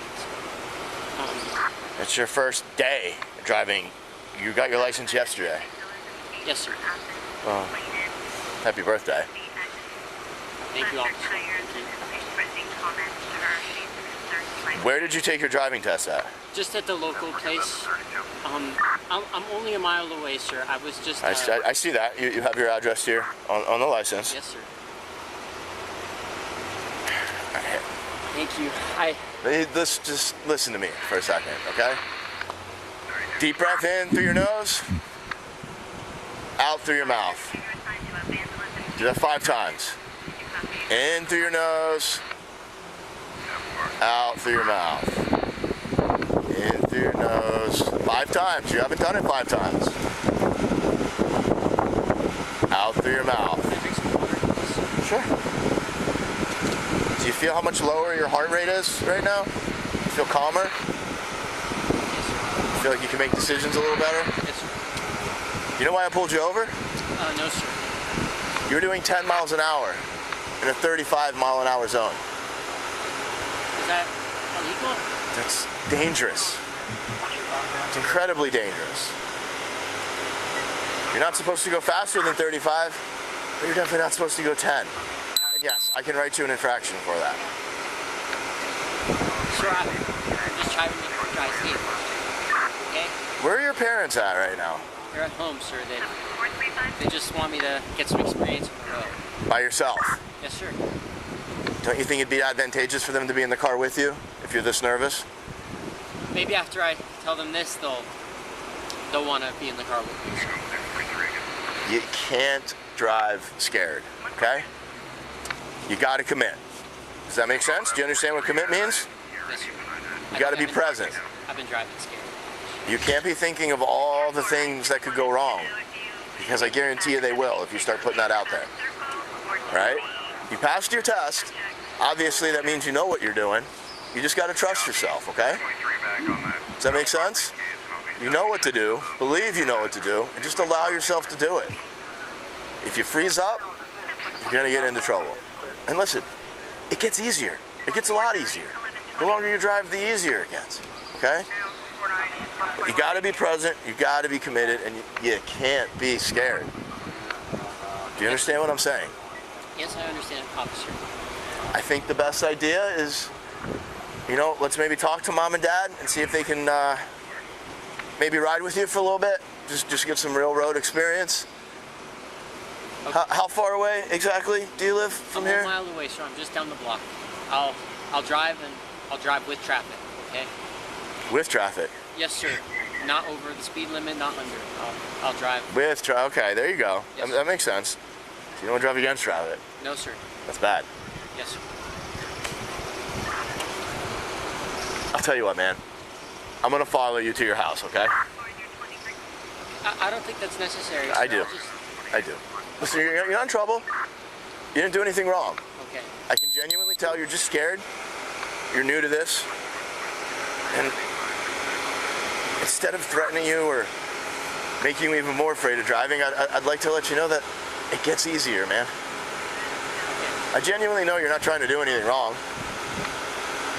You're just inexperienced, right? Yes, sir. I'm not. I swear I was. We're going to get your confidence back. We're going to get your confidence in place. We're going to be a good driver, right? Yes, sir. No accidents, no speeding. We're going to wear a seatbelt, all the things, right? Yes, sir. All right, well, let me get settled in my car before you take off, and then I'm going to follow to your house, okay? I'm going to turn my car on, okay? Just make sure it's in park. Make sure your foot's on the brake. Yes, sir. Seatbelt?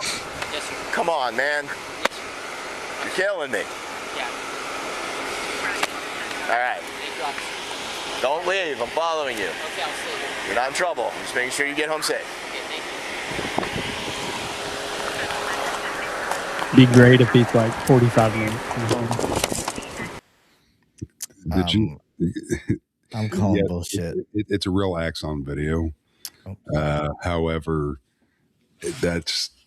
And I've had interactions similar to this. Obviously, we run into new drivers all the time on patrol. If you're active on traffic stops, there was too many red flags in that for me to call. The approach.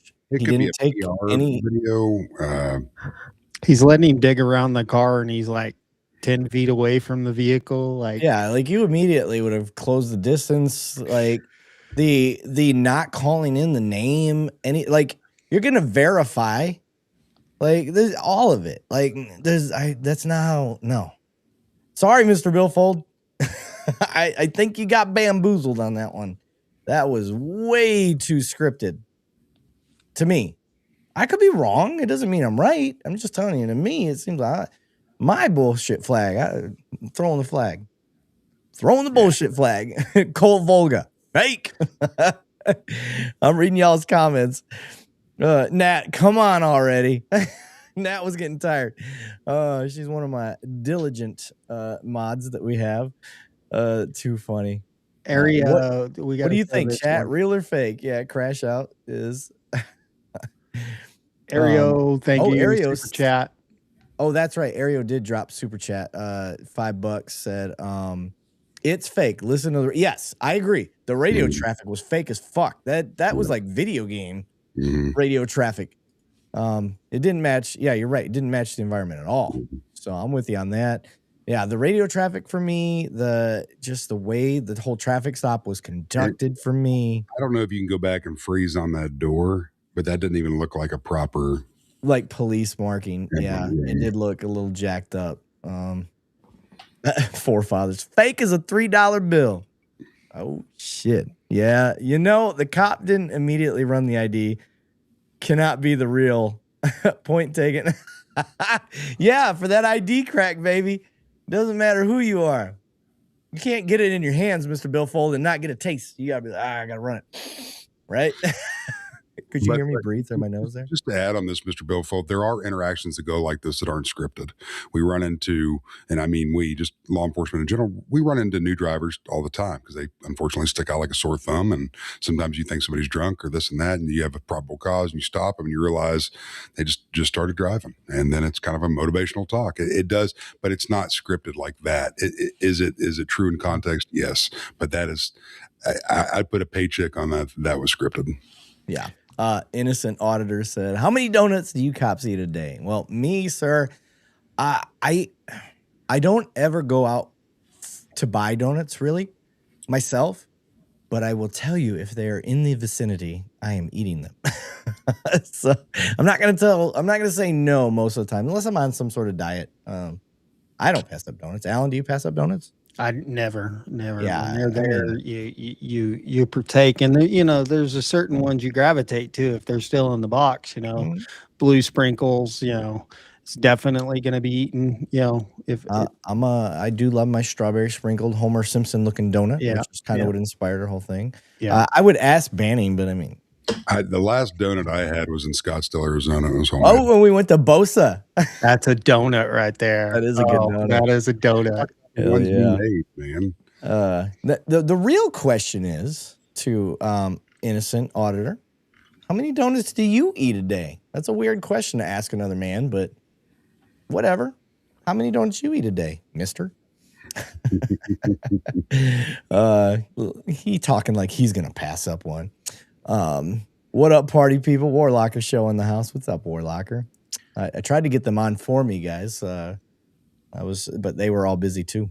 So, Warlocker said vetting AI generated videos show is a PETA. I don't know what that means.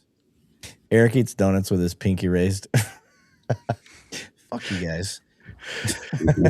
There was dare one- you? So I will say, guys, that was a legit Axon body camera footage. I mean, All they did was put the watermark over Yeah, it. Though. I That's mean- not. I can do that. yeah, definitely. No, I know how to I'm do that. saying, like, I mean, it definitely had the right labeling on it. Yeah. But it definitely was scripted. If they were using an Axon body camera, then they, they were scripting everything else. In my opinion, and so The department will release that because it's going to be on their website. Yeah, 100%. They're going to put that on their social media page. Right. It didn't just get out. There's no way that department wouldn't have shared that. Right. So you show me the department that backs it, and then all right. But I'm calling bullshit. There was another insignia on the page on the bottom right, but I couldn't. It was so small I couldn't make it out. So KP Nation said Krispy Kreme or Dunkin'. Bro, I go private industry. I like small business donut shops. I try to support local business. I don't really try to support chain very much, unless they just got something nailed. Let me think. I can't even think of something off the top of my head that I just can't live with. What's that one that's in Vegas that has like the funky toppings, and I can't think. Voodoo? Yeah, Voodoo Donut. Yeah, Voodoo's good. I like some Voodoo Donuts. Yeah. I got the dick donut the one day. You got to. Yeah. You got to. I mean, I was 3 sheets to the wind. I was like, give me the dick donut. Big old chocolate frosting all over it. I was laughing my ass off. Yeah. Check me out, guys. Check me out.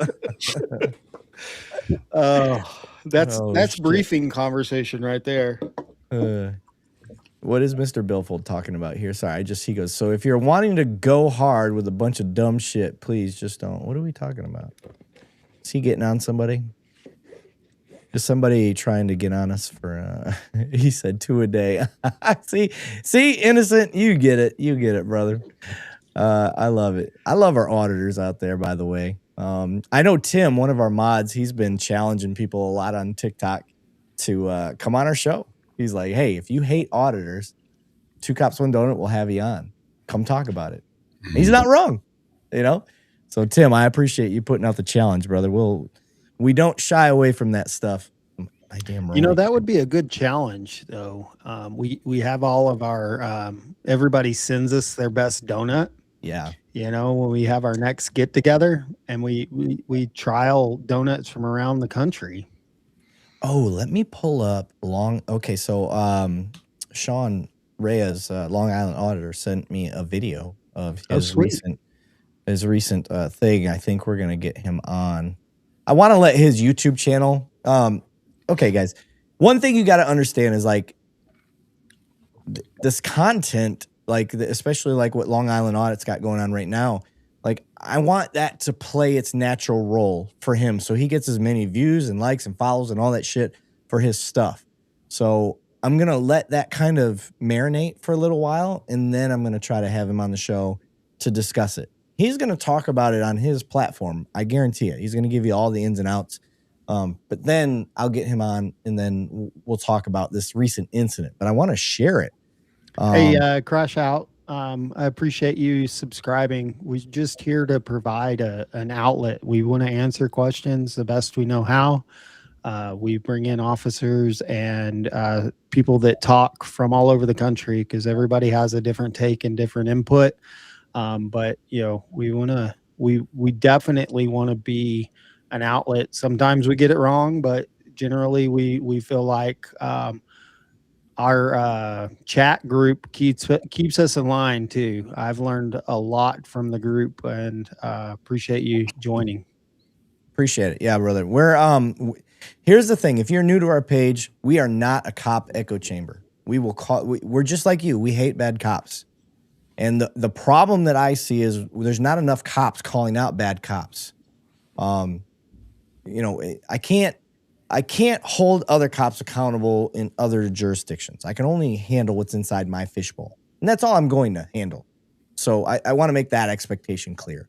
And I would hope other cops would do the same thing. No different than you at your place of employment. I'm not expecting you to be a Subway employee that sees a video of a Subway employee in another state that's, doing the fentanyl lean and is dropping, meth inside their sandwiches as they're making them, because I've seen those videos. I'm not holding other Subway people. Well, you need to get over there and get that guy. No. So I'm going to hold my cops accountable if it happens in front of me. But for the most part, we want to have the discussions. I want you guys to see that there are cops willing to call out other cops for bad. And there's the other side of it, though, too, is I'm fair and balanced. I'm going to call out cops for doing good work, just like the one that we saw earlier of the cop getting the kids locked in a fucking basement. That was amazing. That was great police work. We should be applauding the pressure that those cops put on that shithead, because they could have easily just taken the information and left. And now we'd be talking about a horror story where these kids were all killed. Yep. And we don't have to do that because we had a cop that wasn't afraid to do his fucking job, and it was amazing police work. So I want to put those good police videos out there. I want to call out the bad ones, but I don't want to call out the bad ones to bitch like the one I'm about to show you. I want to talk about how we improve it. I want to talk about the education behind it. How do we make it better? It does no good. Any of my military people, especially, are going to tell you, you don't go to your leadership with a problem if you don't have a solution ready to go. That's military 101. That's from private on up. So we don't have privates in the Air Force, but I thought you guys would appreciate that. So we have airmen. Airman basic. So, I'm quasi-military, so I bought a memorial hat, y'all. I'm military. No, it's absolutely military, but the jokes are quite humorous. Yeah. So I want to play Long Island Audit's video. We'll make this the episode. Y'all. We've already been going an hour and a half. This is a 20-minute video. I don't know that we need to watch the whole thing. But I do want you guys to see what happened. I am very angry for him. So you already kind of know my side on this. But there were some comments and some people dropping some cash too. I am boss. He said, me with Leah. Love it. Very cool. Let me go down here. Somebody dropped money. Oh, Auditor. Auditor became a member. Hell yeah. Yep. We got an auditor, brother. That's what I'm talking about, brother. So I appreciate you. Thank you very much, Innocent Auditor. Innocent Auditor, if you are an actual auditor, brother, come on the show. Who have we had, guys? We've had Auditor the Watchdog. We've had Long Island Audit. We've had HBO, Matt. I think we were trying to get Kansas City Auditor, but that fell through. Just scheduling. I gotta make sure I reconnect, guys. In the chat, don't let me forget to get those guys. I do want to get him on here. I desperately want to get Southern Law Draw. So if somebody can help me get Southern Law Draw, please help me get him. I want to get him. So appreciate you. But let me get this. And I know you guys want me to play the Utah video. I haven't watched it yet. I want to give it its due. And in that, I did try to skim through it. It's got a lot of interview pieces to it, and so we need to get a better quality of it. Maybe after I see it, guys, I'll throw a bonus live stream, and we'll get it in that way. I know it's going to be a hot topic because everybody's been blowing it up already. I will get to it, I promise. I haven't had a chance. I've been literally, I took vacation all week to work. If that gives you an idea, I'm pulling 13, 14 hour days. I didn't have time. So I didn't have time for shit. All the videos that you guys saw this week, those were pre-recorded. I knew this week was coming up. A lot of this shit was pre-recorded and I just edited it ahead of time. So appreciate you, Crash Out Keanu. Said, love the channel. Dropped $2. Appreciate you very much. Thank you, sir. And everybody I want you to know where your money goes. Your money goes into our premium YouTube account. Your money goes into Restream, the thing that we're using to stream to y'all, to broadcast to y'all. One of the reasons we use it is because any guest that comes on the show, they can share their audience with us. So we can combine our networks. So that's the fun part. And I think that's what really joins the community, but it ain't cheap. Look up Restream Pro account. This shit is not cheap. So we ain't here rolling up in Benzes and shit off of the money you guys donate. It all goes back into the show. Not a single bit of your money goes into our pockets. It goes into the show. So thank you.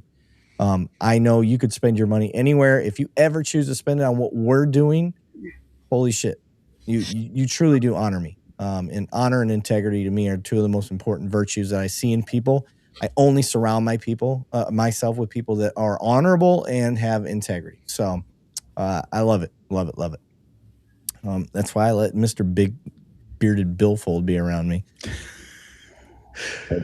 Out of all the shit he says, I can see through all of the anger. He's an honorable man, and he's got integrity. So I'm gonna have to with you later this week. I'm trying to get better. The camera's about 10 feet away from me. It's a Sony Alpha 7 IV. He's upgraded, Eric. Yeah, that motherfucker got a better camera than me, you piece of shit. Then I get this. Oh, look at you. Yeah. I will say, you're not stuttering. Yeah. I think maybe part of your problem was your equipment. It is, and it's getting better and better. This is a skeleton setup. It's literally out of the box mode, so I'm going to have to learn some of that stuff. And yeah. It's on the not low, hard. But it'll get better. You've got Alan, you've got Google, you'll be fine. Yeah. Alan got me through a lot. So, okay. Let me share the screen here. You guys know the formula.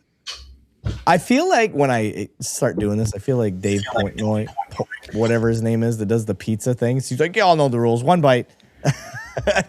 Y'all know how this is. Biggie size, and let's go. All right, let's get this going. So first off, shout out to Long Island Audit.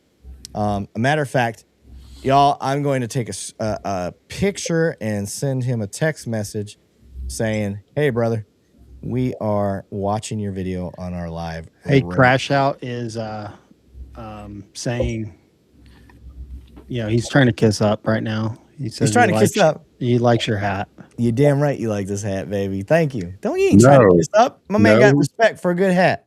He's asking about the fishing hat. It looks like you got a bob right now. No. It's a waggle. Yeah. Trying to talk shit, and he was talking about your hat. Oh, okay. Yeah, I love to go fishing. But yeah, it's a waggle. Just gotten back into golf, so doing a little bit of that. All right, I just text Sean. I said, "Hey, we watching you on our live." Oh, maybe he'll pop on. Maybe. He might be doing a night audit. You got to be careful. Banning in 4K. I'm not sure we can handle that, guys. No shit. I can see the individual ginger beard hairs. Damn it. I know, right? Oh my God, let me turn my damn name off. Some more light on that. Blocking all my view. Okay, there we go. Go away. All right, and play. Get off my property right now. Put your hand down, guy. Don't touch me. Do not. You got assault right there. Yep. Technically speaking, but we'll get into the video. I like how he edits like me, and you kind of want to get the shock value right at the beginning, so people get invested. Like, now I got to know what the fuck happened. So, Do not touch me. What is wrong with you? Did you go in my backyard? Yeah. Get off my property. No, get off of my property. You just illegally entered my backyard. Get off my property. No, I'm going to escort you off my property. I can escort you off my property. This is my property. You need to get off of my property immediately. Back up. Do not touch me. Do not touch me. What is wrong with you? You are trespassing. You are trespassing. God, I love Sean. Sean. The sign says no trespassing. The balls he has. Trespassing on my property, and you went behind my closed gate. It doesn't matter if it has a lock on it. We can't just always vacate something if we feel threatened or scared. And I love the cop-splaining you're doing right now, but a law enforcement officer came into my backyard without a warrant, without probable cause of any crime, and then... And I will say, he's 100% right. Mm-hmm. Full fucking cop-splaining. I mean, this fucking tools out. I mean, listen, any job, I don't care if it's cop or not. Everybody wants to defend their guys. That's good leadership. Fair. Let's be balanced. You all do it. Everybody in these comments does it. I don't care where you work. You defend your guys. He's trying to defend his guy. But he's a sergeant, so he's a he sergeant. should be defending his guys. Like, right? You know, but you also have to understand when you go to defend, you better know what you're what you're talking about. Yeah, exactly. I mean, you better interview enough to figure out what the hell you're doing. He would have been better off going, okay, I'm going to look into it. And that's it. That's all you had to say. Exactly. I'm going to look into it. Let me get what you need to go. Okay. But So Eric, we haven't even scratched the surface, but if I come walking into this office as a sergeant, what is your role there? Like, you take information, correct? Yeah. For me, I roll out the red carpet. If you come in, and I'm not joking, if you come into where I'm at and you're there to give a legitimate complaint, I'm going to have you come to my office. Okay, let's go to my office. I'm going to have you sit down. I'm going to bring another person in there. I'm going to say, okay, I'm going to bring somebody else in to be a witness, whether it's a civilian that works at my place or I don't care who it is. I just want one more person. And I'm going to grab a body camera. And I'm saying, hold on 1 second. Let me grab a body camera. I want to make sure we have this all on record. And then I'm going to go into it. Okay, sir, tell me what you got. And I'm going to let that person spill everything. If they have questions along the way, I'm going to ask that they hold their questions until after they tell me their full story. So I want to hear the story. Cool. We got that. All right. Nice. All right, sir. Do you have any questions? Okay, cool. I will answer what I can. And now I will tell you, okay, here's what will happen from here. Are you making an official complaint? If you are, I'm going to need your name and information so we can get this complaint up the channel and then go from there. It's really not hard. But yeah, that's what I'm going to do. So. And that's no different than as a cop, like not a sergeant, like that's what you do when you go to a scene. You let the person tell you what the complaint is. You let okay, I'm done. Yeah. Crash Out said, since y'all are officers, what kind of code of conduct would apply to those rules being broke? That is, oh my God, that is such a deep question and complicated question because it's different at every department. Well, I mean, here's the allegation. It's a criminal allegation. So this corporal, I think somebody corrected us, said it's only 2 stripes. Either way, that's 3 motherfucking stripes. I'm looking at it right now. 3. That's 3. Yeah. But however, he, just in the departments that I've worked, being a first line supervisor, you're going to take that, you're going to get it on paper for one, and then more than likely, internal affairs is going to get involved because this is a criminal complaint and it needs to be handled appropriately. So you got to get internal affairs involved. It needs to be audio and video recorded. We got to go back, and then they're going to have to go and do an entire investigation on the officer, pulling the body camera footage, AVL, which is location data, depending on what type of software they're running, and it's going to be a full blown investigation because it's criminal. It's not just the officer was rude to me on traffic, which don't have to be rude either, but every complaint should be investigated, accordingly. Either it's going to be a rule violation or it's going to be criminal. And if it's criminal, we got to get the right players involved. Yeah. Okay. This is a longer video. So I want to play a lot of it. I want you guys, I'm going to play it up until the point that he actually comes and talks to this sergeant. Then we'll chat a little bit and then I'll let the sergeant part play out. So, this pushed me several times while I'm telling him to get off of my property.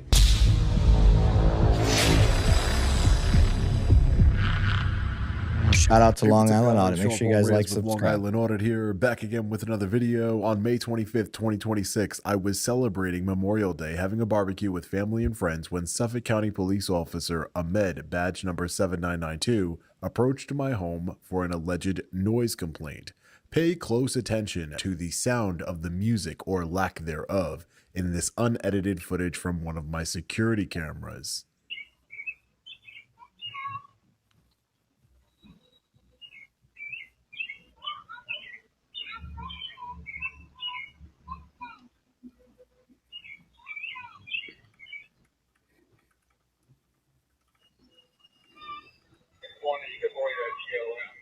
After Officer Ahmed did not get a response at the front door, he decided to go around to the left side of my house, open a closed gate that is approximately 70 feet away from my front door, and enter my backyard. Unfortunately, I did not have a security camera pointed directly at the gate at the time, but several of my family members and friends saw him enter my backyard, and as you'll see coming up, Officer Ahmed admits to it. As soon as I became aware that law enforcement was on my property, I immediately began recording and met the officer outside. Hey, what are you doing? So we came in for the loud music. The neighbors complaining. It's too loud, you know. You have something can you lower it down a little, or because I saw that these are too huge. You know? Did you go in my backyard? Yeah, I'll knock on the door. I'll ring you 3 times. Nobody's there. You don't even. I want you to pay close attention. I'm only going to pause it for a second. But he asked him, "Did you go in my backyard?" And he said, "Yeah." Let's keep going. What is your name and badge number? Officer Ahmad 7992. Okay, Ahmad. So you went into my backyard. Yeah, open the door and I see who the residents were. 3 times. Nobody. Get off my property. What did you say? Get off my property. Get off your property? Get off my property now. Okay, that's how you're gonna do it? Get off my property. Can I show some ID? Show me some ID. No, get off. Okay, I know I said I was going to play it, but I can't help myself. So, I'm so angry that you can't I'm so angry right now. Man. So, you guys have seen our ego class. For those that have seen it, if you have not, go back to our episode with George Lopez. We talk about ego. The medigla. He just flipped this guy's mind. He's so used to people complying that he expected this guy to listen to what he had to say, and then he was going to get his ID. But Long Island, he's one. You fucked with the wrong bull. The dude knows his shit, and immediately calls him on his shit and tells him to leave his property. He's got every right to do that. He's got every right to do that. And this guy, what does he do? Instead of doing that, he says, well, I want your ID. Why does he do that? Because he hit an unexpected expectation. He expected him to comply. When that didn't happen, when that expectation was unmet, his ego took over. He went from logical thinking to an emotional response. The emotional response was, give me your ID, because he didn't know what to do. He wasn't prepared for somebody that didn't just comply with what he was asking at all. Is that, you guys get the same vibe on that? Mm-hmm. Yeah. Okay. So, even, in Crash Out said Long Island Audit is smart. Even if he was, it's not that he's just smart. He is a smart guy. I'll give him, I'm not saying he's not smart, but it's not that he's smart. He's practiced. Mm-hmm. He had the same fucking interaction, just vice versa with Fahey.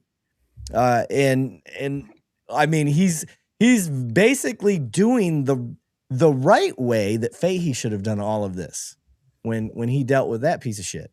So now he's flipped the script. And this is what I told Sean. I was like, dude, how does this shit fucking find you even when you're not out working doing your thing?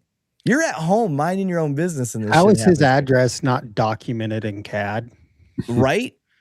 For an officer, when I pull it up, it should be documented. Really? Yeah.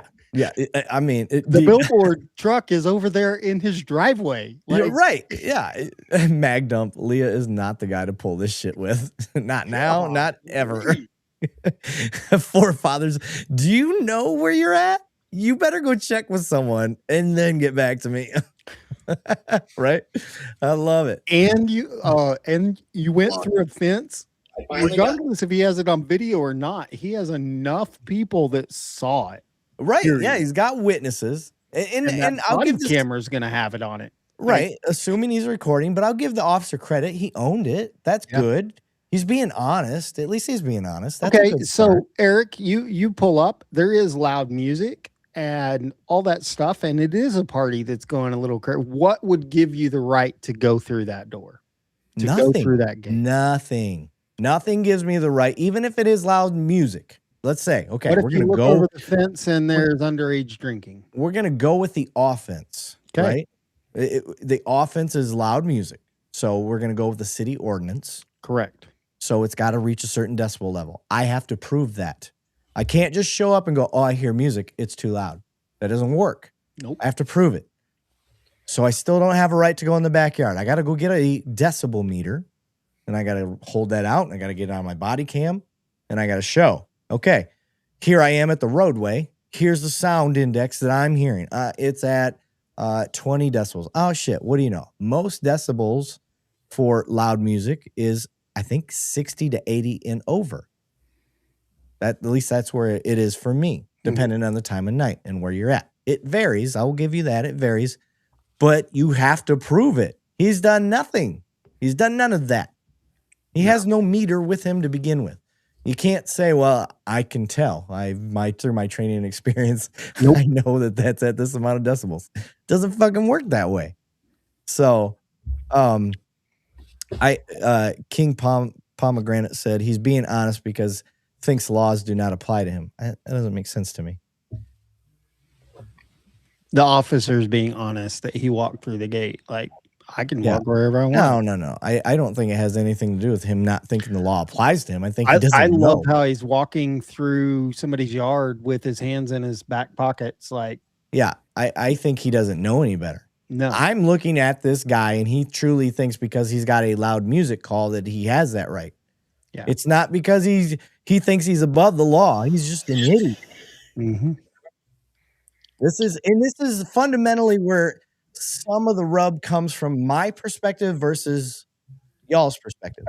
I see the training issue. I trained cops, and when I train idiot cops that can't get the lessons that I'm trying to give them, and I'm like, no, and then you see them go out and practice and flub it up or miss. What's the word I'm looking for? Where they think they know, they think they have an idea of the concept or the spirit of this law, and they're way off. I'm like, no, that's not. You're wrong. That's not how that works.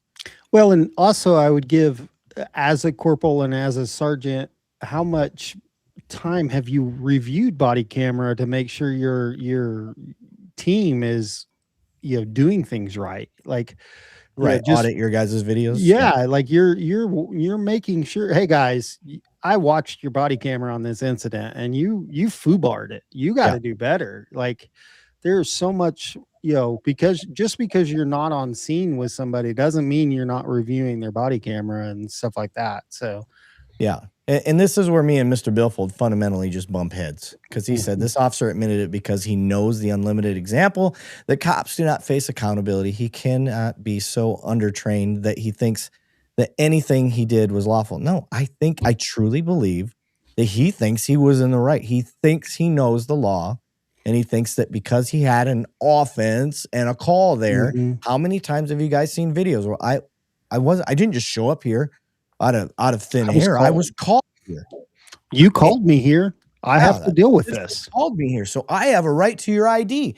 That is what they think. It is not anything to do with not having been held accountable. Yeah, they truly think that that's the fucking law, and it drives me it drives me nuts.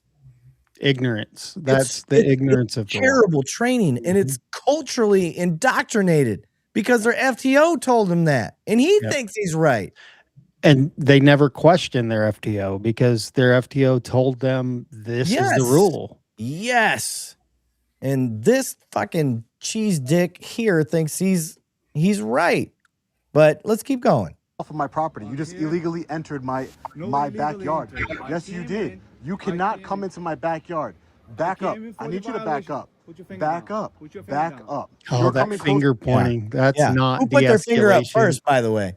Yeah, he's not de-escalating. Who put their finger up first? The officer. I'm going to go with fucking Mustache Man here. So, you started this. You are escalating all of this stuff. And let's go back to the Constitution, baby. You're on my fucking property. This is my home. The king of the castle. This is where I live. I have more rights in my own home than I have anywhere in the world. And I am a constitutionalist. I, as a cop, when I go to somebody's home, I am on eggshells to make sure I do not violate somebody's rights in their own home. So what makes that public property? At what point? Back to the curb, correct? None of that is public. Yeah, your curtilage. I mean, he does have a right to come up and knock on the door. He's got a right to investigate the loud music. But again, Leah doesn't have to answer any questions. Correct. He doesn't have to provide any access to anything. He doesn't have to do anything. He doesn't even have to answer the door. You've got a noise ordinance. End of the day, you go back out to your car and you write a ticket to the address and hope that it fucking sticks, but it's not going to. You still got to prove that it's too loud. I mean, to a point, I would say he doesn't have a right to the grass. I would say he has a right to the walkway. of, the driveway, those kind of things. Maybe you glance around to see if anybody can see you so you can get their attention to come to the door, but nothing more than that. Yeah. Can one of our mods handle this fucking dude? What the fuck? I'm not gonna lie, it's kind of funny, but I'm Doug the dealer. I sell Dougs. Okay, big shout out to all the mods. I Yeah. really do appreciate them, because back when we were having to do that and all the other stuff, like, y'all are great. I really do appreciate you guys. Yeah. Okay. So let's keep going. Leah's in the right. To me, look how close you are to me. Put your finger down. Back up. Call your supervisor over here. Yeah, my supervisor's gonna come in a second. Call your supervisor. Yeah, Back he's gonna up. come. Back up. You are on my I need the property. ID. I need You the are on ID. my property. You have your ID with you or no? You're on my property. What's your name? You're on my property. What's your name? Call your supervisor here. Yeah, I'm here for a reason. Call your supervisor here. What's your first and last name? Call your supervisor over here. Are you gonna give me your first and last name or no? Call your supervisor over here. He's gonna come. You have your ID with you or no? I haven't broken the law. You haven't broken the law? I have not broken the law, no. And unless you better figure out who you're talking to, because I know the law, and you went into my backyard.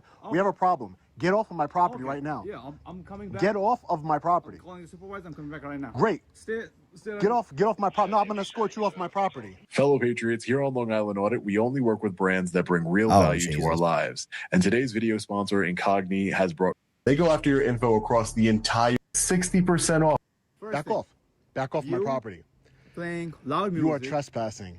You are trespassing. You are trespassing. You are trespassing. Yes. You see the sign says no trespassing? Yeah. You are trespassing on my property, and you went behind my closed gate.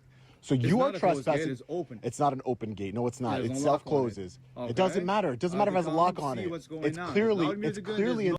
He's wrong. Just because a gate's unlocked doesn't mean that it's open to anybody. You have a reasonable expectation of privacy when you have a fence that is shut around your property. That's the whole reason for a fence. Imagine that in court trying to defend that stupid ass shit he just said. Oh, our boy's in the house. He said insanity. Oh my God, Long Island. I cannot believe you had to deal with this bullshit. He said I popped in, putting the kids in bed. No worries, brother. Yeah. So just he's not wrong. Fucking insanity. Okay. Oh my gosh.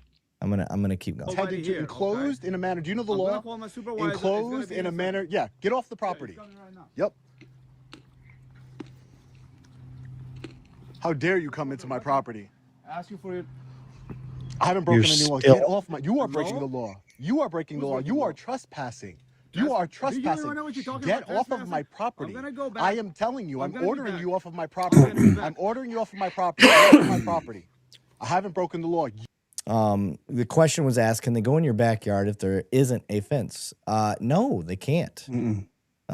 There's reasonable it has to be reasonable. So what is curtilage? The curtilage is the buffer area around your home, guys. So in the curtilage, it's reasonable to go over the city easement, which is like that little short 5-foot area from the street to about where your like his mailbox. You can see his mailbox right there. There's a little area, especially where there's not a sidewalk provided.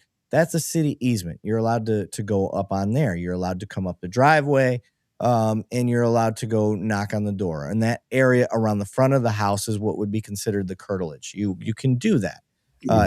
Basically, the delivery of parcels. You can take the same route. So basically, when I say curtilage, so in the laws that we are trained in, it basically says that we have the right to approach or things like that within the curtilage of your property. So if we are in the investigation stage or we need to go knock on the front door, those are the ways and means to get to your residence. There is a sketchy line when you have a chain link fence in front of your front door. Are you allowed to go through that chain link fence to get to the front door? It depends on the type of call and what we're going to do. But there's also that unknown. If I open that gate fence, is that pit bull going to come running at me? And are you in the wrong if you're going to go knock on the door? And so those are things that you learn through training, and it better be a good enough call for you to go through that. Yeah. And guys, end of the day, let's just say this music was kind of loud. Yep. Knock on the door. Hey, you got a call about the music. Can you turn it down? And I don't think he had any ill intent when he ran around to the side. I think he's an idiot for trying to go into the backyard. Yep. But I get it if you hear people back there and you're like, well, maybe I can get somebody's attention. Because like he said, they're having a celebration. Maybe it was a little hard for him to hear him. Reasonable. I get that's like, I'm not trying to say this guy was up to anything nefarious. But again, you should be walking on eggshells when you're on somebody else's property, especially as a government agent, as a cop. You are the man, not in a good way. You're the man. So you need to be watching people's rights. So you try to make contact. I would have yelled from on the other side of the fence, hey, police, just anybody there. Yep. Not hard. I mean, it's not a big deal. It's just loud music. It's not the end of the fucking world. So you don't make contact with anybody, so be it. You still got to prove that it's too loud. That's one step. So that's going to be my next logical step. I'm going to go back to my car. I'm going to say, all right, I do have a decibel meter. I don't have a decibel meter. So if I do, I'm going to ask, I'm going to check it. If I don't, I'm going to make a request. Hey, do we have a decibel meter? Anybody can bring me? No, we don't. Or yes, we do. And then we'll go from there. And I guarantee it wasn't too loud. And then you say, okay, I made contact. I don't have a violation, and you leave. Okay. So here, super easy. Both of you, I want to ask both of you this question. No, fuck banning. So you're driving down the street, noise complaint call. When you roll down your window and you drive up to that residence and you don't hear loud music, I'm gone. I don't even go to the house. Nope, wasn't too loud. Dispatch, everything's 10-4. We're going to move to the next call because Eric, I know you have 35 calls holding. Yep. Banning, you might have had 2 calls holding. So you guys, neither one of you would even have gotten out of the car on this call, correct? I mean, I would even go to turn off on a Memorial Day. This is on Memorial Day. Yeah, on Memorial Day. Yeah. What are the odds? I wore the hat too. This is a good time. Right, on Memorial Day. Right. Yeah. Wow. So just dumb. Anyway, all right. Somebody said Freeman facts. They are pushing 300,000. What did Freeman say? I missed it. I didn't even see Freeman in there. Okay. This cop won't be held accountable for this. Long Island is a dream job for cops. Have you seen what they get paid and no accountability? Yes. Freeman's not wrong. He's not wrong. So this is part of why we do what we do. We got Long Island audit on one side trying to hold some accountability, and you got us on the inside trying to hold some accountability. Maybe together we can at least make things start to improve. What did Mr. Nixon? How did you do that little pin thing? Did you see that? Yeah. Like new? That's weird. I don't understand what it does. Anyway. Oh, I see what it's doing. Never mind. The pig straps on his gun every day and has no intent to actually be an informed, basically trained cop. Mr. Billfold's trying to start some shit tonight. He's on it. We got him fired up with watching the video. He's amped up. I need to watch out for him tonight. He's gonna tear me up. What happens when you spend an hour and a half on the phone with him? Keith Ebel said, "What is the other link for this podcast?" What do you mean? What is this other link? Go to YouTube, Keith, because right now you're on Facebook. Yeah, Bannon, you do what you gotta do, brother. Let me know. Are you bolting now? I got a hard cut at 9. I got such an early morning. That job, Banning's hard at 9. I got it. Right. Priorities, guys. I appreciate it very much, and looking forward to it next week, guys. All right, brother. Take it easy, buddy. Thanks. Good to see you. Good to see you too. All right. Okay. Let's keep going. I know I said I wasn't going to stop, but I can't. No, honestly, you had to. Yeah. So, all right, let's keep going. You, officer, are breaking the law. Okay. You couldn't even hear my music from outside. Couldn't even hear it. It's all on video. Okay. It was on, right? When I came out, right?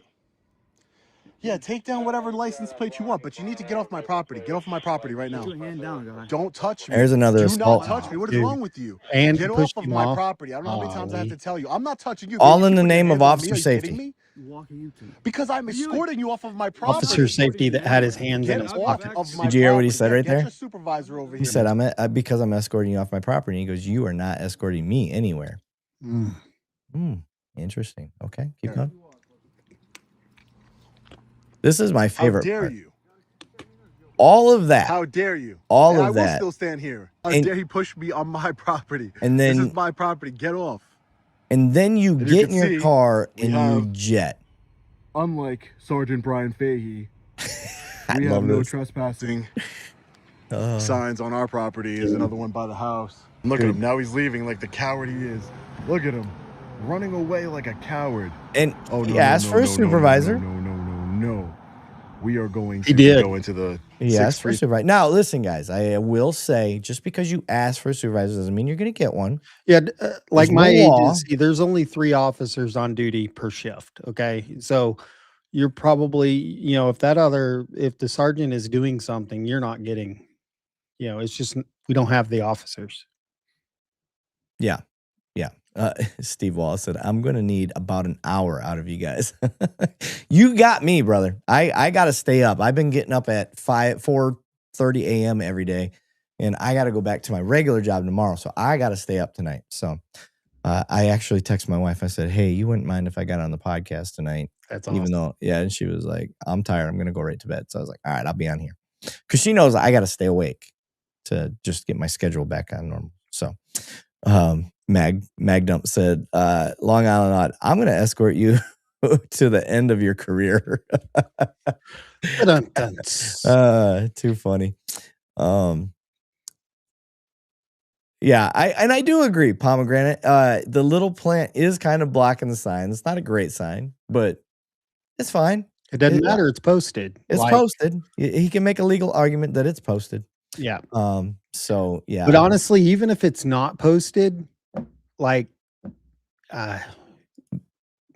I mean, he didn't have much going on there, but Twitchy, what is member for 7 months? Yes. This officer has a case of little man syndrome, right? Yeah. Our guy, like, come on, dude. Like that doesn't have anything to do with any of this. Don't be that guy.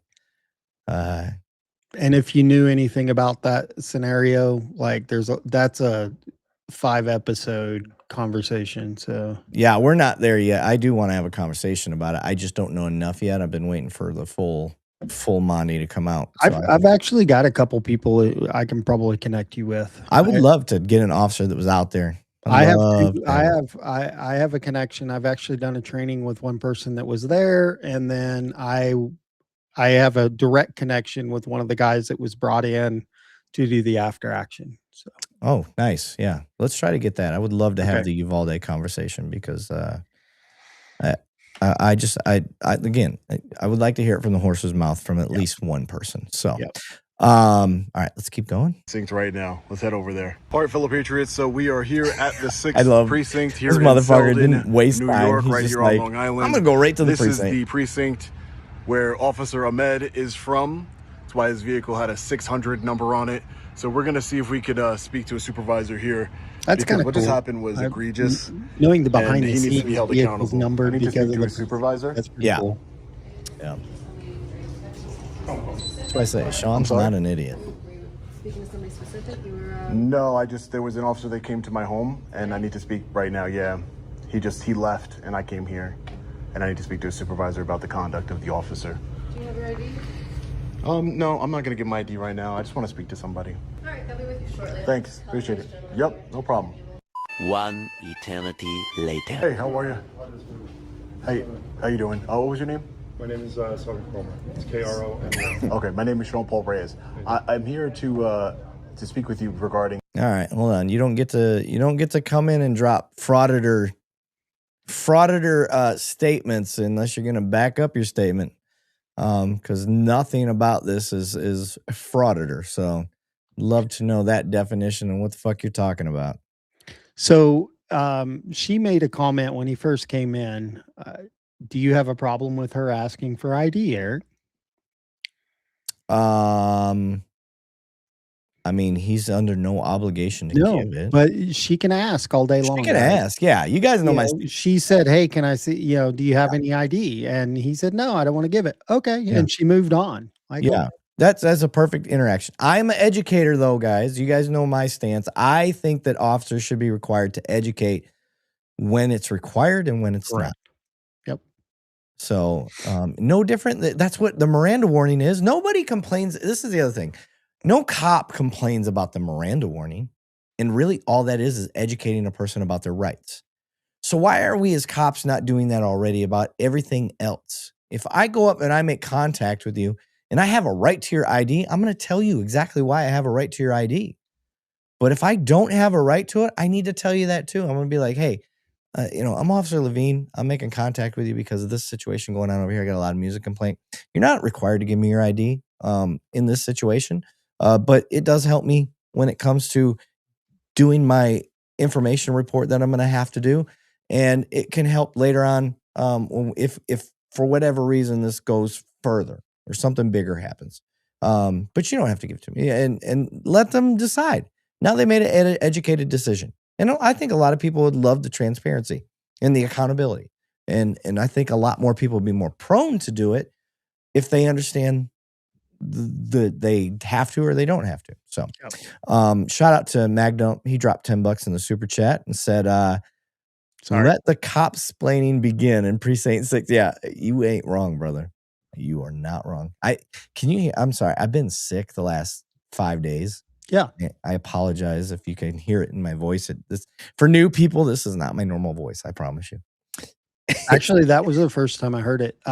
It's getting worse as we're going, by the way. Crash Out said, what is the code of conduct for an officer to battery a civilian, or would it be strictly into AI? Yeah, that would be an IA thing for sure.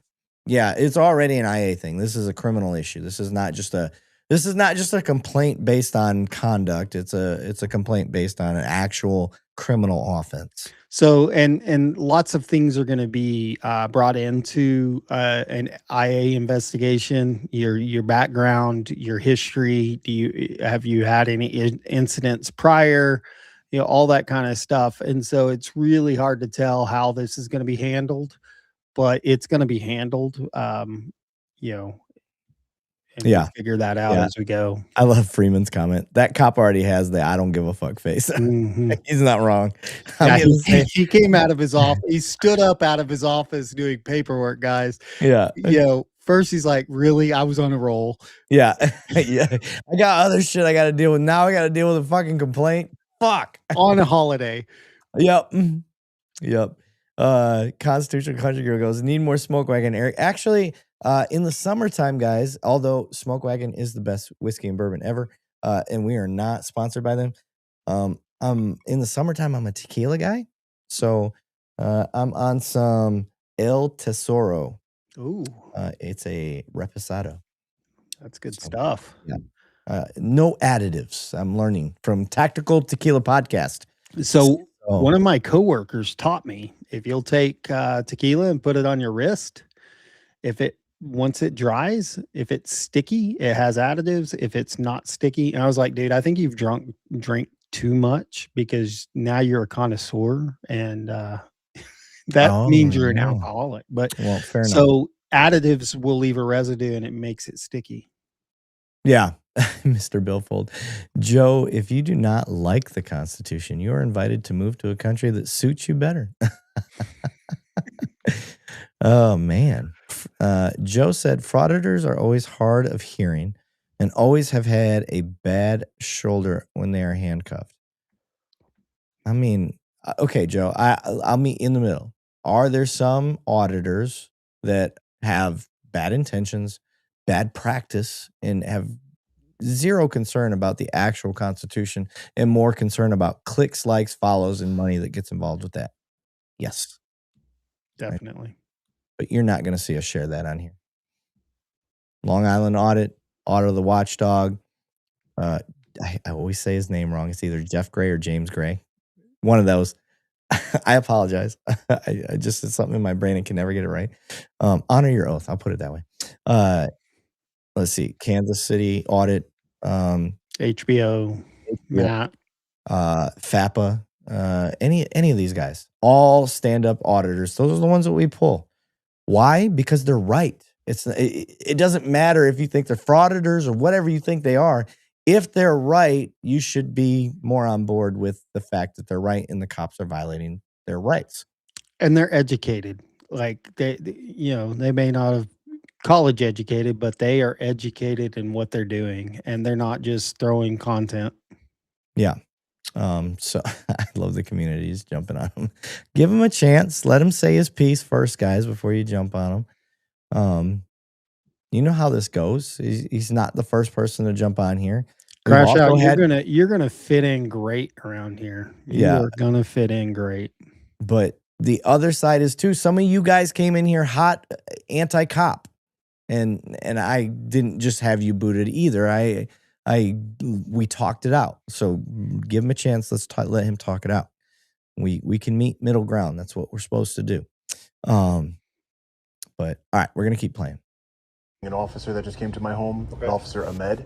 What happened? So he came to my home and I was inside. We were having a Memorial Day barbecue, had some friends and family over, just enjoying the day. And I do like the fact, I'm sorry to cut this off. I do like the fact that he's listening and he's not writing shit down. Yep. He's trying to take in the story first. He should definitely have had a body cam though. Correct. I don't see that happening yet, but let's keep going. A wife and her friends came running inside to me, terrified because a police officer apparently was in my backyard. He was inside your backyard? In the backyard? In the backyard, yeah. Okay. He came into my backyard. Did you notice so I came that on was, the front because he repeated that because he was like, what? Already. So I went to the front of the house, saw him by the front porch, and I said, what are you doing coming into my backyard? He admitted that he said allegedly he tried to knock on the door, and then he went into the backyard. I said, well, what gave you probable cause and do you have a warrant to enter my backyard? And he said, no, I just went into your backyard. I told him at that point, he said he had gotten allegedly a noise complaint from someone. Again, this has happened probably like 5:30-ish. Okay. Not loud at all. You couldn't even hear the music from the front yard, which will be on my video camera. But regardless, he went into my property, and then when I told him, listen, any issues with your neighbors? Why would anybody call that in? I have no idea. Maybe somebody does have an issue. I have no idea. I'll definitely FOIA request the 911 call and stuff like that to figure that out. But I have no idea. Again, it's 5:30 on Memorial Day, right? It's 5:30 on Memorial Day. The music wasn't. Doesn't matter. Right, but it wasn't. It's a subjective. Right, it's subjective, right? And there was no, volume you have taken. A neighbor that works nights, sleeping during the day. Well, maybe I don't know. It's possible. But again, the big deal was really not the call. Like it could have been handled a lot differently. Again, but I felt the issue is that he went onto my property and trespassed onto my property, and then when I told him, well, if he was investigating loud, he's not allowed to go past a closed gate. He can't do that. That is trespassing. You cannot do that. So he can investigate all he wants. He went into your yard. He went into my. That's what I was told. That's what he said. Open the gate to make sure I didn't see it. I have cameras that will. He sees everything's good. And That's where Long Island fucked up a little bit with his talking. I'll ping him a little bit on that one. He shouldn't have. He didn't need to go down the. Well, I didn't see it. This is what was told to me. No. All you needed to go with. He said he did. He told me he did, and just stick with that. That would have been perfect. Because I mean, that's not a lie. That's exactly what happened. Because that I think is what this sergeant kind of clung to, and that's why you get the interaction that we get from here on out. Walked right back to the front. I have no idea what exactly he did, but he told me he went into my backyard. He admitted that he opened my door and went in my backyard. Exactly he did. So then, he admitted he trespassed. But anyway, next thing is that when I went see outside where the sergeant was going. Tell there. him, listen, don't come into my backyard. You don't have a warrant. He became very combative with me. Obviously, I'm just trying to tell him to get off of my property at that point. He says, I need to see your ID. And I'm like, no, I haven't broken any laws. You have no decibel range or there's nothing going on here that's illegal. We could have had a conversation. But now he's like, let me see your ID. I'm like, you're not getting my ID. You need to get off my property immediately. He then comes closer to me and I tell him, don't come closer to me. Get off of my property right now. I need your ID. I need your ID. Becoming very combative with me. And then he eventually starts leaving. So I was like, I'm going to escort you. He's like, you stay where you are. And I said, no, I'm going to escort you off of my property. You need to get off of my property. Okay. He then stops, comes closer to me again, pushes me. He pushes me several times in my chest. And then when I'm telling him, I'm pointing this way, get off of my property right now. Just get off of my property. There's no laws being broken here. He smacks my hand. Okay. So were you guys really close at this point? Well, yeah, because he kept coming. He didn't want to leave the property. You know, you obviously Right. when you talk with your hands. Right. And I was like, get off the property. Right. And Did he feel, you know? I have no maybe idea you what he weren't felt. I have no idea what he felt. But The cop explaining here. Yeah. Where he's already trying to, well, maybe he felt threatened. Like, dude, you're in developing a story for the officer. Yeah. And the sad part is all of this on camera. Like, yeah. Two different sets of cameras too. Like, yeah, there's no drives me nuts. The like officers watching and listening to this, like, just take in the story. Stop with the cop explaining shit. So this one right here, unfortunately, I believe the sergeant has selective hearing when it comes to what his officers did. Oh, as soon as Leah made the mistake, and Sean, if you're still watching, he was putting his kids to bed, so you might not be watching, but as soon as you did that, well, I didn't see it, but he told me he did. Like, you didn't, no, you didn't even say that. You said, I didn't see it, but he had went back there, and I didn't have a camera. Yeah, that's what I was told. No. You should have just stuck with, no, he told me he went in my backyard. And I don't think this conversation would have went the same way as much. I do still think that this guy would have, he definitely still would have tried to cover for his officers and done this cop explaining shit. But yeah, I mean, earlier I heard, the sergeant immediately perked up. He went into your backyard. That was his, like, he kind of honed in on first time that. he interrupted him. Yeah. And it was like, did I just hear you correctly? Yes. And that's a good sign. But then, like I said, once he heard something that he could cling to defend his guy. Yep. That was the part. So should have been feeling was the pavement off of my property. I mean, he should have just gotten off the property and it wouldn't have been an issue. Like, I'm just telling him, go over there, leave my property. Well, obviously there was. Well, listen, I love. I understand that. I understand, and I love the cop explaining you're doing right now. But a law enforcement officer, your supervisor, and I'm just letting you know, a law enforcement officer came into my backyard. At least that's what he told me. I have to check my cameras. Okay. A law enforcement officer came into my backyard without a warrant, without probable cause of any crime, and then pushed me several times while I'm telling him to get off of my property. I don't care what you're investigating. He's not investigating a crime. That's not a crime. So when I tell him to get off my property as a property owner, I pay way too much money to the Suffolk County Police Department and to the town of Brookhaven to have somebody who's on my property that I pay for, a public servant. When I tell him to get off, he needs to get off immediately. Not. Now, what I want to point out is let's roll back when Sean went to that Sergeant Fahey's house. It is no longer a sergeant. Who's no longer a sergeant, but he got arrested and all these fucking trumped up charges.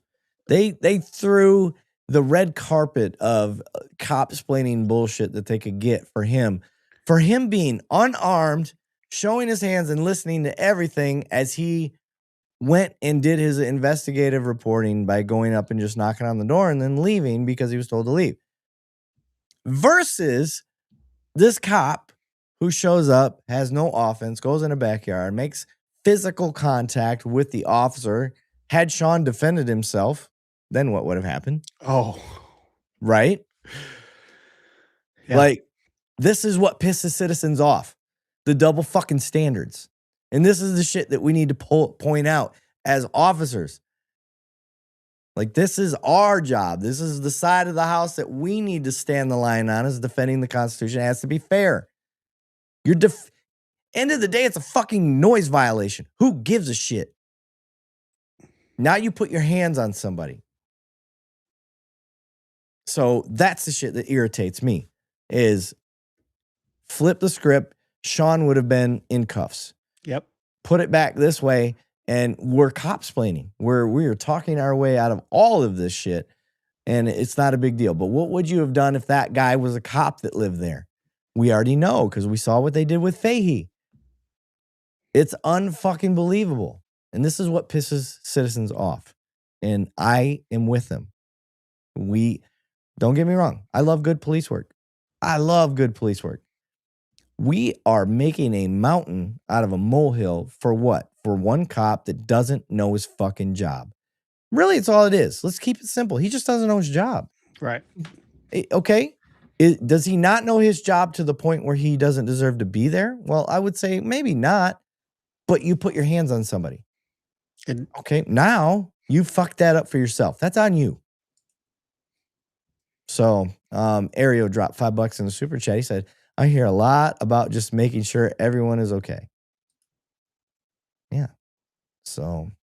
Not lollygag, not push me, not smack my hand away, just get off my property. And then when I told him, at no point were you stepping into his personal space. No. He stepped in. This is exactly what he stepped. No. I'm going to tell you everything. What we'll do is I'm going to tell you everything. The body camera. Sure, yeah. But no. He pushed. He came closer to me after I told him to leave my property, and then I told him to get off my property, and then he says, "I'm going to go get my supervisor." Because I told him I want to speak to your supervisor right now.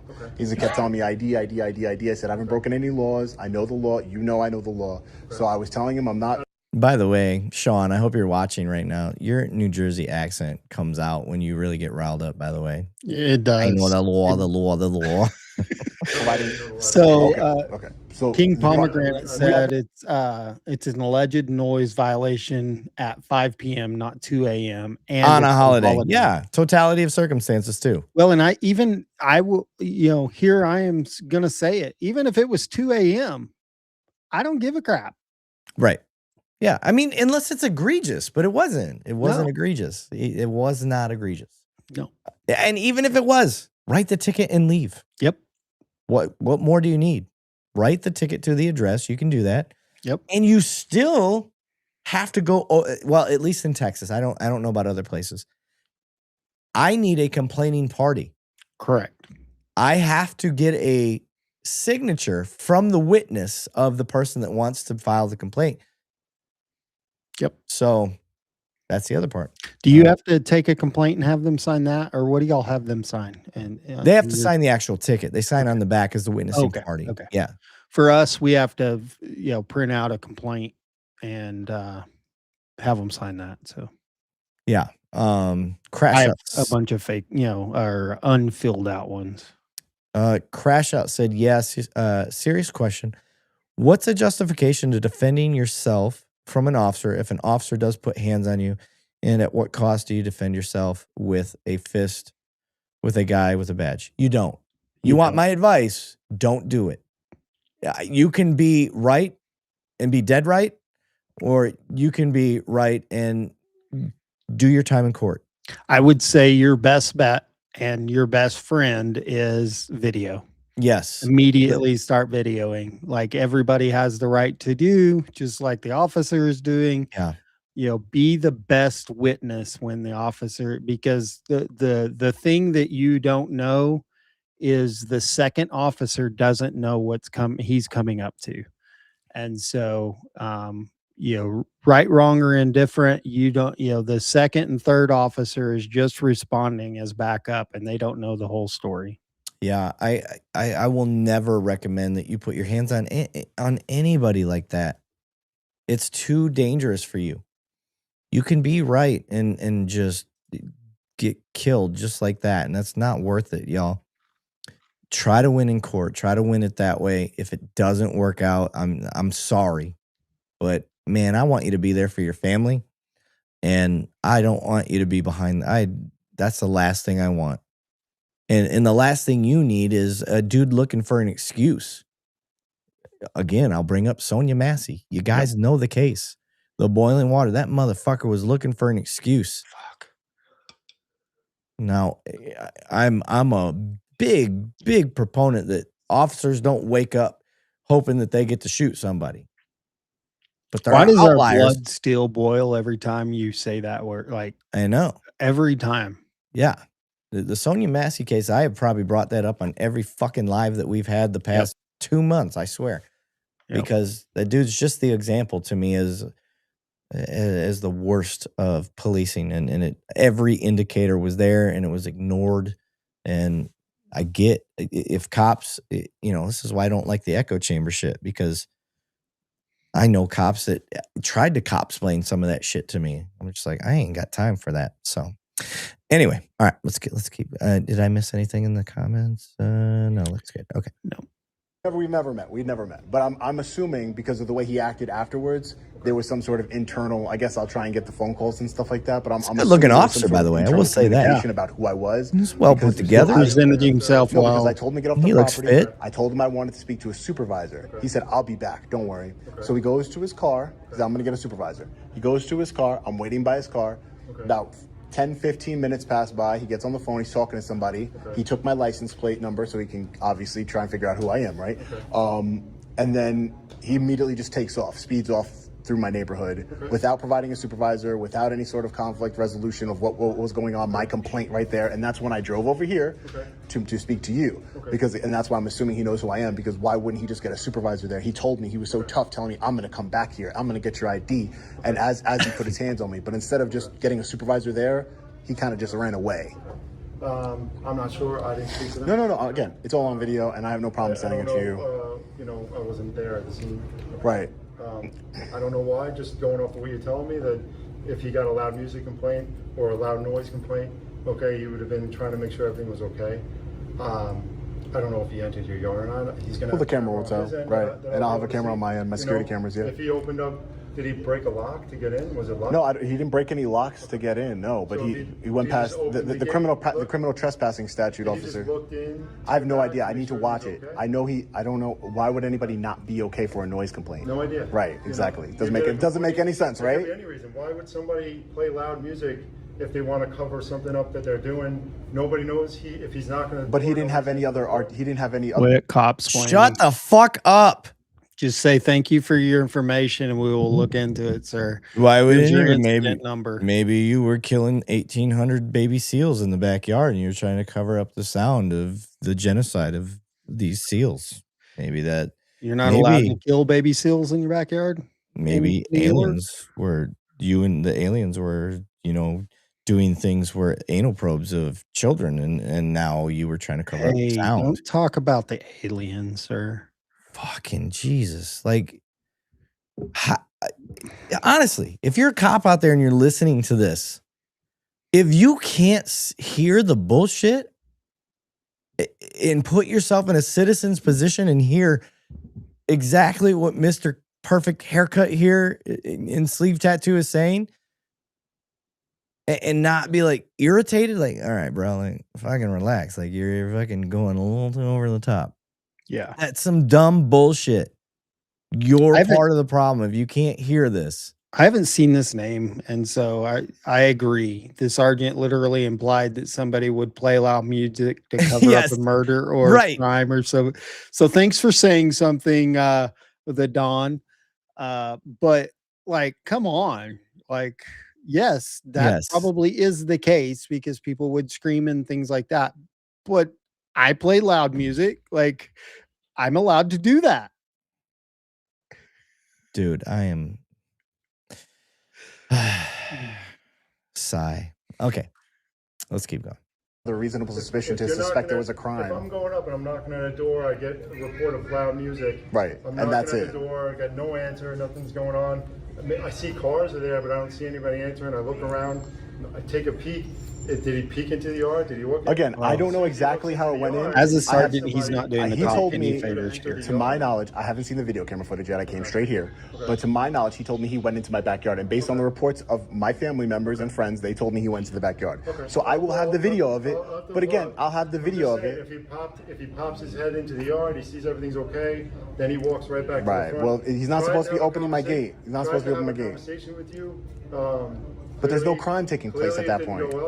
Right, but there's no crime taking place, officer. That's what I'm trying to tell you, Sergeant. There's no crime being taken place. He's trying to figure that out, okay? He doesn't know what's going on. Right now, if your music was too loud. All right, he's trying to figure that out. You have a loud music complaint. What do your eyes need to tell you about a loud music complaint? Nothing. Not a fucking thing. All you need for a loud music complaint out of all your senses is your hearing. Well, and supposedly the complaining party is a neighbor. He said that. Night, so Mom. when you pull up in a vehicle and you get out of your vehicle, you immediately know, does that neighbor have something to complain about? Yeah. I mean, this is some like I can't believe this sentence came out of his mouth. Yeah. Fucking idiot. Mm. I mean, Jesus. I have I have cop fatigue right now. Cop fatigue, y'all. I can see your back is tense. You're like, I'm fucking like it's been a rough week. I'm taking it out on this dude. remember that night that we went live? Like we went live with LIA with like when he got arrested. It was hours after he got arrested. Yeah. Like he called me hot, bro. Dude, I remember that. Like that feels like it wasn't long ago, but you know, I'm curious to see what he's been told since because that's been a week. Yep. All right, let's keep going. You know, going against town ordinances, I don't know. Okay? Right. I wasn't there. Right. And he wouldn't have known. Obviously, you have a neighbor or somebody in the neighbor is the least. Listen, it is what it is. If a neighbor wants to be, listen, that's fine. If a neighbor wants to be annoying on Memorial Day about me, listen, there's a plenty of space. That's fine. They could do that, and I'll take it up with I'll have a conversation with them, and I wouldn't have an issue with it. Come to you first? Probably, right? But but law enforcement ended up coming to me first, and then coming into my backyard. That's what I was told, and then putting his hands on me and pushing me. Fuck you, Wade. The only thing with that, and I'm gonna have to check the body camera footage. Right. Is if he came up to you, put his hands up on you for no reason, okay, that's something that I'm going to have to deal with in my officer. But if while he's sitting there having an interview with you, and he felt that you were entering his personal space, and he's keeping you, but he's on my property. No, he could just leave. And I see how with your hands, right? You know, you're talking. If you're right in here, right. you're raising All right, your hands. he keeps bringing up the hands and the talking with the hands. One, distance is my friend. If you're a hand talker, I just create space. I don't get closer. I don't get closer. Well, okay, I take that back. I do get closer because I'm a jiu-jitsu guy, but I'm not putting my hands on you. So either way. But you're like, well enough talker that like even if like you're de-escalating, you're not going to start pointing at somebody. No, but my point is I like a hand talker because I could see his hands. That's the killer of cops. I talk about that all the time. Like, guys, on a traffic stop, I don't give a fuck if you're black, white, green, purple. It doesn't matter. I just want to see your hands because I'm at a big disadvantage when I'm walking up to a car. I can't see in that bitch. Hands make me nervous, not color of the skin, not your attitude, none of that shit. I don't give a fuck. Let me see your hands. That's it. If they're up on the wheel and I can see them, like, we're straight. That's all I need. But this dude talking about, well, I see you're a big hand talker, so maybe he just felt threatened by your hand talking. That's stupid. No. So that brings a question, Eric. You work for a larger agency. As a sergeant, how much training were you given to take complaints as a corporal sergeant? Actually not a lot. Just like here's the general orders. This is what you're supposed to do, and you just look at a checklist. Okay. But like actual training on how to, that's actually a good point. Nobody actually sat down and was like, this is how you field a complaint. I just used common sense. I'm like, well, if this is basically an investigation, right, that a citizen is kicking off. So if it's going to be like an investigation, let me grab my body cam, let me do this, let me do that. And then let me grab my checklist and then go down the checklist. Inevitably, if you have good policy, the checklist is going to tell you all these things. Like, if you can have a third-party witness, get that person. If you can have your body cam video, get your body cam. Like, you should have all this stuff. Get the paperwork ready. Here's the forms they need to fill out. Like, you should have all these things. So, okay. I just was curious if you like had to do any field training, when you got promoted or any of that at the larger agency. In my agency, no. It was, I'm going to punch Billfold right in his fucking beard. The only reason thousands of cops in every state and territory are unable to have law and respect as a constitution is because of training. It's a factor, not the factor, fucko. Shut up, Billfold. It's not the end all be all. It's just a major factor. After he wore that leopard's, shirt, I just want to hear him say, "Arr." I want to hear him go, "Oh yeah." Listen here, brother. Snap into it, Sim When the Kim. billfold comes in, you're gonna know that pain is coming, brother. The breath. Oh, I Yeah, love it. yeah, that's billfold all day I long. love you, buddy. I love you. Oh, such an asshole.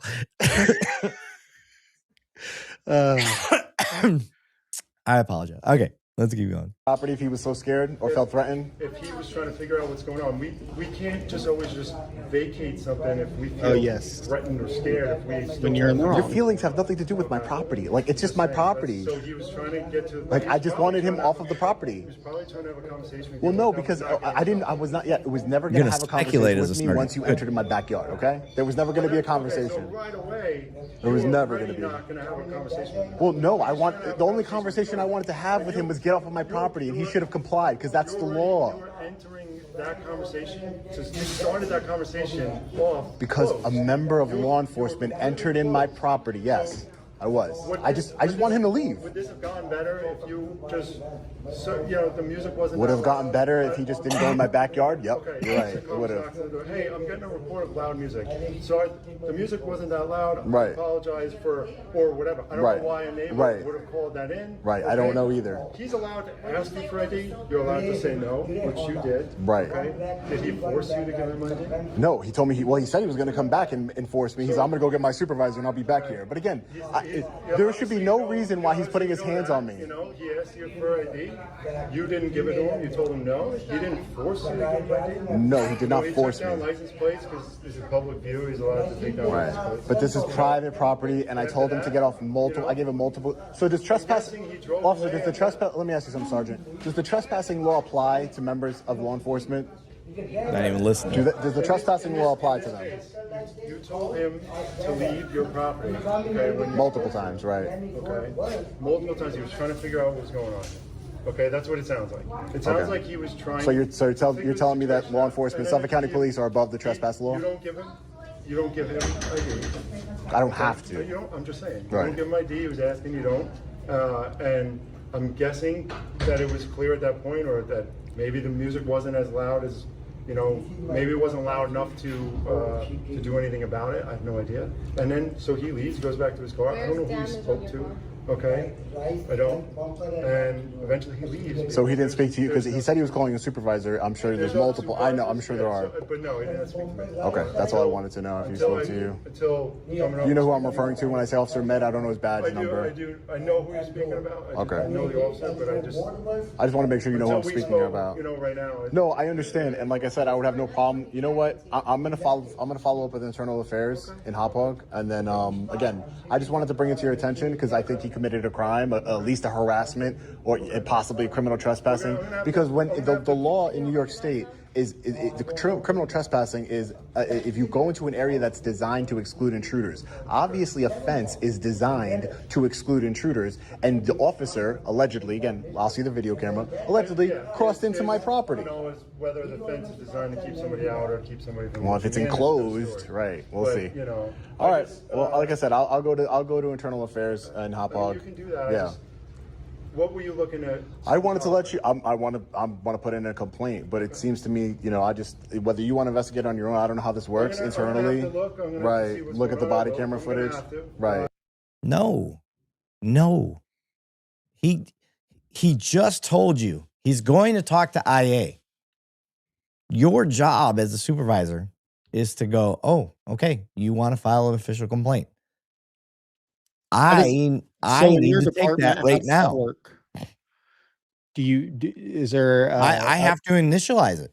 Okay. So do you have to take a statement? Like in my absolutely. Yeah. And so in my agency, I would take an official complaint statement, and that could be verbal or written. We don't have some kind of form. I've heard, some videos, oh, you got to fill out this form. But in my agency, it could be verbal, and so now we have a formal document. I would actually hand over, hey, this is your incident number for coming in and visiting with me, and move on down the road. Yeah. Mr. Billfold said this is the reason why we fucking dislike police. No amount of good cops can stop the structural flaws of LEO culture. Erik can show this footage a million times, and cops will not change what they do. Well, that's if you have a glass half empty point of view. I feel like me as a cop pointing it out, having a credible background can eventually get the ball rolling, get the snowball going down the hill, and it will eventually get bigger and bigger and bigger until it helps fix things. You know, Eric, we didn't know each other I probably was a fan for a year.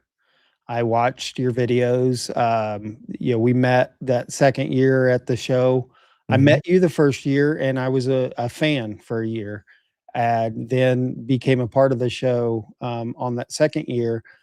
But I will say things that I learned from having your visitors and you changed me as who I am as a cop.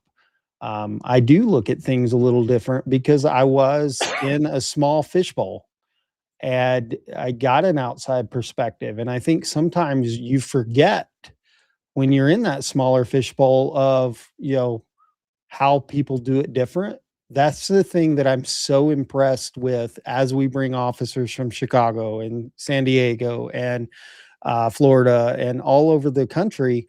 We all generally do things the same way. We go about it maybe a little different here and there, but we all have went through different academies and been trained differently to get to similar results.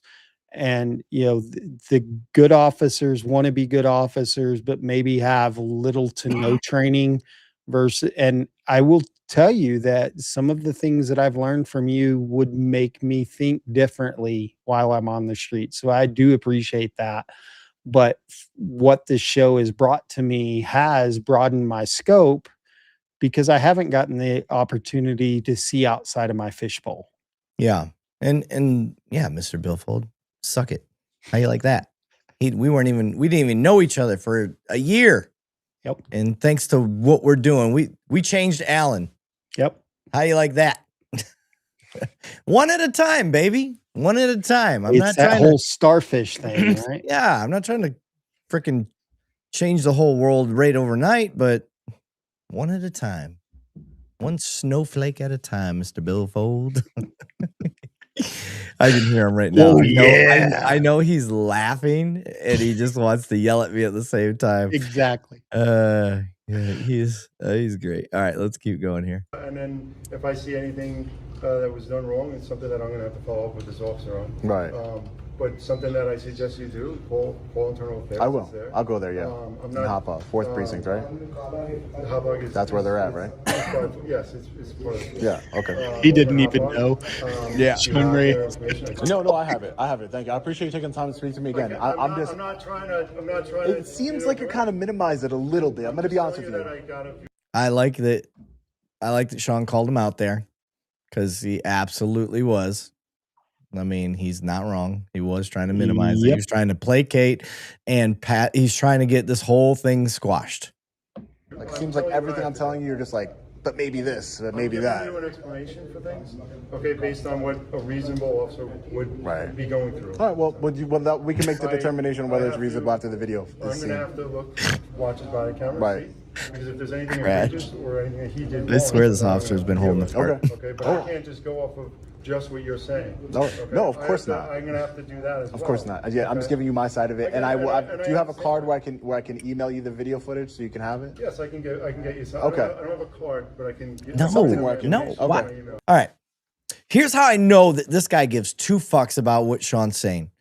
I would have wanted to see the video right now if you've got it. You got video? Oh, Yeah. Can we Let go me watch see it it. right now? Let's go fucking watch it. Why would you not want to see it? Oh, okay, yeah, I'll give you the spot where you can maybe send it. Blah, blah, blah, blah. Fuck you. No. And we're all detectives. I don't give a shit if you're brand new on the job. Like every one of us are a detective, and you need all the content you can get of every angle. And I'm not gonna lie, I'm just nosy. I'm like, yeah, I want to see his video. I want to see it. That's why you're a good cop, honestly, because you are nosy. Yeah, Like I want to see it. Let me see it. I don't even if there's nothing. I'm like, well, that was bullshit. I wanted to see it. Yeah, yeah. Like I don't like. I'm. And this is gonna drive people. This may I may lose some followers on this one. I honestly, y'all, as a detective, I didn't want to be a detective. I had zero interest Like that wasn't my thing. I didn't care about the investigation side. But in the 3 years that I had to do it before I could promote to sergeant, like I was pretty damn good at it because I was nosy. Like I can't let things go. The ADHD in me, I can't let things go. Yep. So anyway, I saw we have somebody from Russia watching us. Holy shit. Yeah. That's a first. Vasily Rush, thank you. I'm sorry about the whole communist thing you guys got going on. Hey, I haven't spoke to you since when I was at Axon Week. We have a major fan in Canada, and we got tons of fans. Yeah, one of the Mounties, I was able to give him a patch and the whole 9 Oh, yards. nice. So, Yeah. Canada's a huge. Well, mostly because I'm from Southern Canada. That's why I wear the Right. Detroit hat. So Right. Anyway, But he would like I was talking to this guy and he was all about like having a conversation with us, but he was like, dude, my partner is gonna be so jealous because he listens to y'all like every week. So yeah, shout out. Freeman. Eric, you're such a logical, reasonable thinker. That's why you would be a perfect detective. I promise you, there were way more skilled detectives than me. And I'm going to give a shout out to one of the best detectives I ever worked around. Was that Matt McMeans? I actually had him on the show, and oh my god, we had the specialty bottle of TX whiskey that was like 110 proof. Oh, it's an old episode, y'all. If you ever go back, watch the one with me and Matt McMeans. I swear to God, everything that I take credit for learning as a detective, all my good skills came from him. And we got shit-faced. You can't tell much on the episode, but we were obliterated because that TX hit way too hard. And I think we finished the bottle. I had to the point where we had to call his wife to come get him. Did the slurs start early? I don't remember if we slurred or not, but I remember when we got done afterwards, like I'm like, oh my god, we had like a 3.5 hour podcast. It was crazy. Awesome. We were just no structure, just off the cuff. It was a good time. We had a good time. Anyway, Magdump sent 2 cops, 1 donut. This seems like an important enough complaint. Call the officer into the precinct, dock that body worn camera for download. Yeah. No, I'm not. I'm more concerned about the citizen at the time. The officer side of things will come afterwards. I need to see the citizen's perspective. So I want to see if he's got video. I want to see that shit right now. But Crash Out said, I bet this officer gets explosive diarrhea after he eats Taco Bell. Oh man. I love So I know I kind of know your agency, but in this scenario, is there going to be a desk sergeant and a patrol sergeant? So it may be 2 different sergeants that are going to look into this, guys. Yeah, that's possible. And depending on the agency and how their structure is, this may be an officer sergeant that is at the desk. He's going to take the complaint. And it might be an actual different sergeant that actually investigates it because he's directly over the patrol officers. And so it just depends on the agency. My agency, it would be the same sergeant, but Eric's agency may be a little different. Ooh, that's a good point. Okay, you guys know me. I'm a guy that has to get my ideas out as soon as they're in my head. So Ryan said, Magdump said, we the people need to bring about change through ballot initiatives and local legislative change. And I agree. I try to, man, do I get on people about, I'm like, you care more about the president. It's not going to affect your fishbowl than you do about the politicians that you have in your own area. Yeah. That will affect your fishbowl. And we don't get into politics on here at all. However, help me. I need y'all's help. I just had this idea. I don't know exactly what to call it, but you guys know my feeling on officers educating about rights, like we were talking about the Miranda warning. Let's draft something. I don't know how to do this. I've never even thought about doing this. Let's draft something called the I don't know, LEO educational doctrine or something that requires us cops to inform a person of when they are required to do something or when they're not required to do something based on interactions. I don't, again, I know it's not as easy as just saying that, but fuck, let's move some mountains tonight, y'all. Let's start something. Let's just work on something small. Let's just go with ID. When we got to read the Miranda warning. Let's work on when you are and when you're not required to ID, and a cop has to inform you on that. How do I get that started? Y'all help me.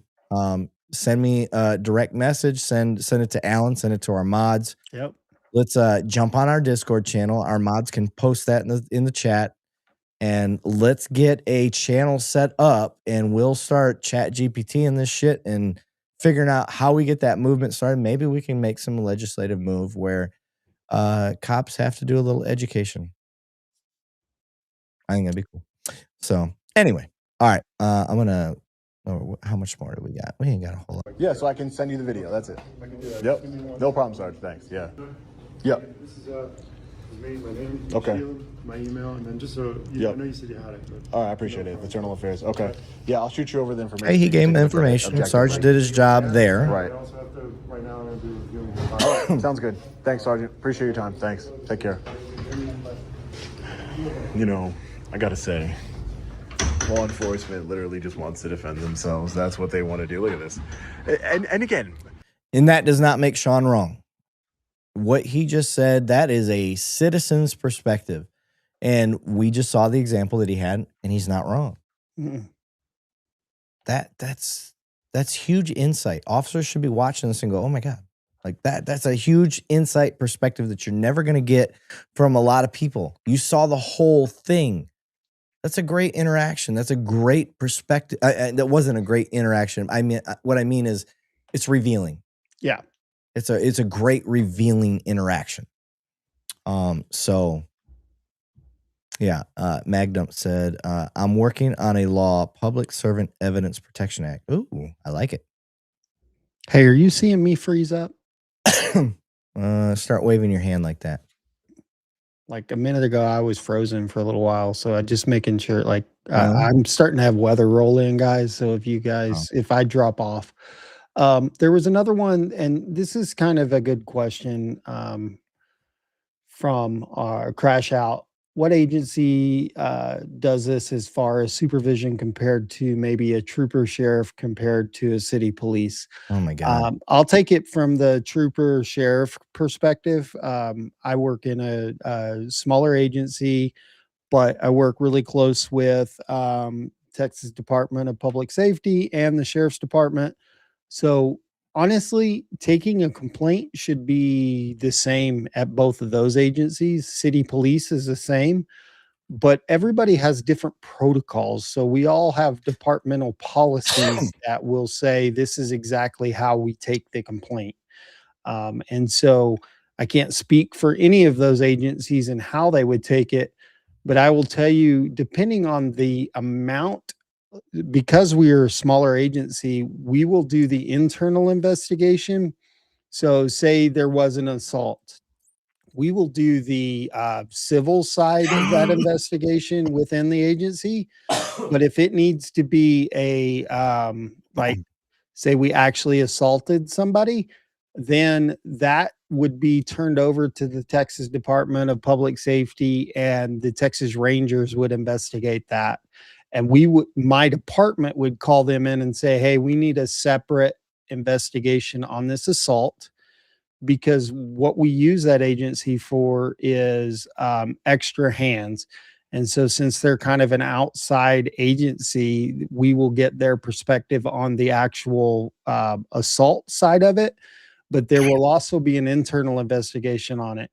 So, and that's only because we're smaller. In a smaller community, we don't have a separate set of eyes. And so we'll use an outside agency to do that investigation. But an Erik's agency, I'm sure they will do it start to finish on both sides. Yes, 100%. I'm just laughing at people in the comments. All right. This is not my neighbor. Whoever it was is annoying because they should have just, came. I'd rather my neighbor, knock on my door and tell me, hey, your music's a little loud. You mind if you turn it down? First of all, I'm literally dozens of feet away from my neighbors, at least a dozen feet away from my neighbors. So it's kind of ridiculous that my neighbor would be that way. Don't know my neighbors too well. I just moved into this house about last year, but I don't know him too well, but I think it's ridiculous that they wouldn't even, at least try and make some conversation with me and tell me it was too loud. But it wasn't too loud. That's the craziest part. Like it just wasn't. It wasn't too loud. Like I am a thoughtful, considerate person. It's first of all, it's 5 o'clock on Memorial Day. I have a decent sized backyard. It's not like I'm right on top of anybody. So I just don't understand. It wasn't that loud. Like you couldn't even hear it. You could barely hear it from the front yard. It's just like from my front door, actually. You know what? But as I was driving over here, I was thinking about it. You notice what I didn't do? You know how I didn't spit in the officer's face? How I didn't pull a gun on him? How I didn't assault him? But the officer came to my property, went past my gate, assaulted me. And he wasn't arrested, right? But I was arrested in Connecticut. This makes no sense. This is why I'm so tired of this system. It's the system, whether it's here in Suffolk County, whether it's in Connecticut, whether it's in New Jersey, Florida, Texas, California, or anywhere in between. It's the system that is meant to oppress we the people. All right, I'm gonna stop it right there. He's not wrong. So, yeah. I see you, Mr. Billfold, you shithead. He's like, hey, folks, petition Eric to have the Macho King, Mr. Billfold, on again. Let your voices be heard. Billfold, we got no problem with you coming back on. You know that. I'll go shirtless. Mr. We need this Billfold. motherfucker to get a mic. We need him to become correct and keep his cats out of his room because he's a crazy cat guy. So, I'm not ready to be off yet. So, I want to talk about, and I'm not going to show the video because I know all you motherfuckers have seen it. Old nubby girl that has the no right hand. All right. So let me give you the background. Officer pulls this girl over, says, I saw you on your phone with your right hand holding the phone. And lo and behold, she doesn't have a right hand. And she's got a sense of humor. She's a funny ass girl because she's like, hand to God, guys, I don't have a right hand. And she holds up her nub. Hilarious. So we talk about that. Have you seen that video, Alan? I have. Okay. Yeah, I think everybody's seen that fucking video. So oh my God. I probably had that video sent to me 3,000 times, and I'm not exaggerating, guys. Holy shit. We've got about 500,000 followers. I probably got that video 3,000 times. I get videos all the time. Don't be offended if I don't get to them. But that particular one, I'm like, all right, guys, I get it. What do you want me to do? I think you know where I'm going to go with that. I think you understand what I think, but old nubby girl, Erik 2096. So point being, when we first saw the video, when we first saw the initial video, not the body cam, here was my thought. She knows that she's got that issue, obviously. And so the questions that I brought up that I had was, well, did she divulge it? Was she being tactical when she started to record and was like, well, I'm not going to show them that I don't have a right hand because now I'll win in court. I thought maybe she was saving it as a surprise. So when she goes to court, she'll be like, surprise, motherfucker. And she's like, I don't have a right hand. How could I have had a phone in my right hand? And I didn't know. So the question that I brought up was, I said, and Alan, I think you probably remember, I was like, did she tell him? Did he know? That's what we need to know. Did he know? And that's what we needed answered. Did he know that she didn't have a right hand? Well, then the body cam video came out. And turns out, not only did he know, like, she was cool about it. She was like, so you saw the phone in my right hand? And she's like, surprise. And she pulls up her hand. She's like, you sure you want to stick with that?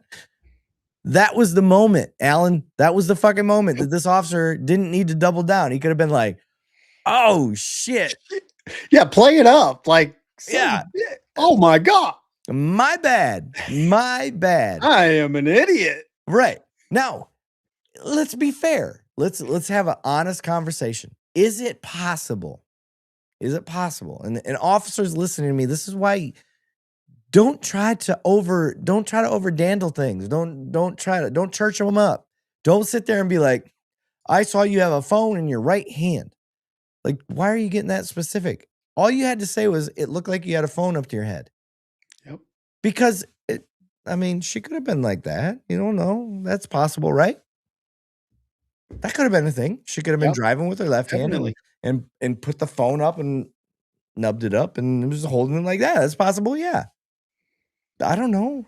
So, but you got real specific, dude. You're like, I was in your right hand, and I saw you doing that shit. But she called him on it. Like, that was the best part. Like, yeah. So, but then you double down. That's my problem. Like, why are you doubling down? That's one of those that even the FBI can figure out. Like, one of those statements of proving a situation. It's like, okay, why the hell did she just say that? Yeah, like, yeah, just gotta use common sense. Like, and it was funny because I sat down today. Shout out to my boy Ricks that I work with. We had this conversation. We talked about this video today at work, and I was like, if you're in that situation, what do you do? We're just tabletopping, and he's like, I own it. He's like, I fucked up. He's like, my bad. And then we went into he told me about a time that he was it was a slow night. He's like, it was one of the slowest nights. He's like, I was so bored. He's like, so I just started looking for traffic offenses. And he's like, I had an intersection that I used to watch every once in a while. So he's like, I went over there, I ain't been there in a while, and watched a guy just blow through a red light. So he went and pulls the guy over, and he's like, hey man, you just rolled through that red light. And he's like, I had a yield sign. Just went through the yield sign. And he's like, there ain't no yield sign over there. And he's like, yeah, no, I literally went through. He goes, all right, do me a favor. Stay here. I'm going to go check. And the guy was like, okay. And so he did. He goes and checks and finds out that there was a new yield sign put there that he wasn't aware of. He wasn't fucking with the guy. He made an honest mistake. Really, like, it was his area. He knows it. And he just hadn't been there in a minute and didn't realize a new yield sign had been put in. Goes back to the guy. He didn't double down. He was like, hey, man, you're right. I fucked up. I am sorry. He apologized, tells the guy, and the guy's like, no worries, officer. It's no big deal. And that was it. That was the end of the interaction. Now, that guy's going to have a more positive experience with cops because the cop owned up to his mistake. It's not a big deal if you make a mistake, guys. Honest mistakes happen. And this guy made an honest mistake. And there was nothing bad came of it. And that's it. We go into Long Island Audit's video. Maybe that officer, had he done that, maybe it wouldn't be such a big deal and just say, I fucked up. My bad. Yeah, I went in your backyard. You're right. 100% right. I overstepped. I apologize. And I bet Sean would have been like, all right, how are we going to fix this? Let's go talk to your sergeant. Okay, yeah. Tell your sarge what you did. Okay, Sarge, yeah, I fucked up. And I bet Sean would have been cool with that. Sean would have loved that. But so in that video, Sean was talking about, he sat in front of my house and he was on the phone for like an hour or whatever. I don't know how long he said, but like, then the dude drove away. No sergeant or anybody ever came. No, yeah, he fucked up. It's like, oh shit, they realized who he was. It's like, oh. And you notice the sergeant didn't know shit about what was coming. So it's not like he called the sergeant, hey, I fucked up. This is what I did. Sergeant didn't know shit that was coming. So I have to laugh at this one. Even if she was nubbing it to her head, she was still using her hands free. Fuck, he's not wrong. He is not wrong. So, son of a bitch. So your boy comes. Our chat is just great. I know. So he goes to the window, sees that, and they go to court, by the way, where he finally, when they go to court, the officer finally says, like, can we dismiss it? So the officer actually engaged the dismissal of the ticket. However, why did he dismiss it? Why did he request that? Do you think it's because she got millions and millions of views and there was a lot of social media pressure? I'm sure the message has gotten around to the boss. Yeah, right. And every cop I have talked to, and this is what gives me hope about police guys. So for my anti-bad police guys, like every cop I talked to was like pissed and like talking shit about this guy and like, what the fuck? Why would you still write the ticket? That made me happy. I didn't talk to a single cop that was like, well, she should, maybe she was nubbing it, and like the bullshit that I just said because I was joking. But none of them did that. They were all like, what a dick. Like she's already got a bad, hand in life. bad hand dealt in life. So I'm gonna go to hell tonight. I know. Oh, my bad, guys. Free the nub. Free the nub. You could tell that it wasn't a motor jockey. Yeah, sure. Because he would have gone. He would have never asked. No. What is it about the motor jockeys, the motorcycle cops, guys? Like, I just don't understand it. Right? Yeah. Freeman said, "Damn, I just noticed how nice both your shirts are. I got my I'm wearing my Happy perfect Gilmore shirt for the day. Yeah, it's my Happy Gilmore shirt. So retro rifle. Oh, too funny. So yeah, there's no reason since so many of you sent me the video. Shouldn't have doubled down. It should have never been written. Should have apologized. Should have let him go. Should have never been so specific to try to get up there and be like, I saw it in your right hand. Like, you had 4 fingers wrapped around with a thumb. Like, he was way too specific. He overchurched it. Don't church it up, Dirt.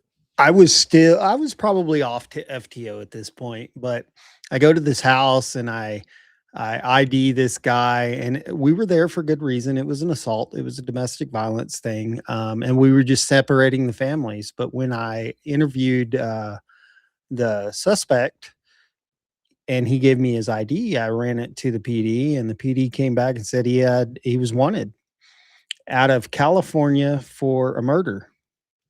And I was like, okay. And I did I arrested him. The dude was cool as can be, like, because up until this point, we were just going to separate him, and he was going to go somewhere else. So I arrest him, take him to the jail, do all the paperwork, turn him in. Then dispatch calls me and tells me, hey, they're not going to extradite. And my side, dispatch had already told me, hey, we've already confirmed everything's good, go ahead and take. I'm like, and then dispatch calls me and goes, hey, they didn't confirm. I got ahead of myself. So I had to go and like plead to this. But looking back at it now, if that dude would have fought me or any of that, like, he was the coolest cucumber. But I had to profusely apologize to this guy. Like, dude, I'm so sorry, all these things. And I mean, he'd probably been at the jail for 20 minutes at this point until I figured it out. And I had to go back and tell the county, hey, I need you to release this dude. And then I had to take him home. But now that I think about it, 15 years after the fact, I'm like, holy crap, if that dude would have fought me at the scene, and it could have been life, like all of that stuff. And so he was wanted out of California for questioning on a murder. And who knows, it probably still be, so if he ever goes back to California, he knows, don't go back to California because he's got a warrant. Yeah. But, but it was crazy. That was probably 3 or 4 years months into field training or on the job, and learn the hard way. Yeah, it was crazy. I like Ryan's comment here. How much money was wasted because of that cop? That's a good point, because if I'm a citizen looking at this, and citizens, please chime in the comment section. When I look at this, what I see is, did you double down? Not because you knew you were wrong or didn't think you were wrong. Did you double down knowing that you just were going to go to court to dismiss it to get the extra overtime that you would get to go to court? Did you waste this citizen's time, money, possibly losing their job, all of these things? Did you do all of this just to get some overtime money that you knew you'd get guaranteed? That's a good question. That is a good question, because I think that could be an underlying factor that nobody wants to talk about. I think that is absolutely a part of what we're talking about. So, Mr. Billfold, I missed the comment. Where'd it go? He said something about why. Okay, here it is. Why haven't I heard anybody talk about the lying nature of this cop? it is physically impossible to witness the violation, but has the truth ever stopped a cop from lying to get the numbers up? I'll push back a little bit, Billfold. I myself could have swore I saw something the way that I saw it. And then after video was played to me, I was wrong. Yeah. But that's not how I remembered it. My own brain was wrong. Like, I was like, no, this is what I saw.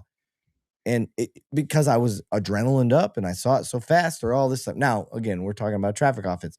We don't know what he saw when the car went by. It could have been something quick and her hand, maybe she's brushing the hair off of her head or whatever. And I always go back to hunting, but you're out hunting and you hear a deer walking through the woods. You get your gun up, you're up in your deer stand, you're looking down, you're like, I got him.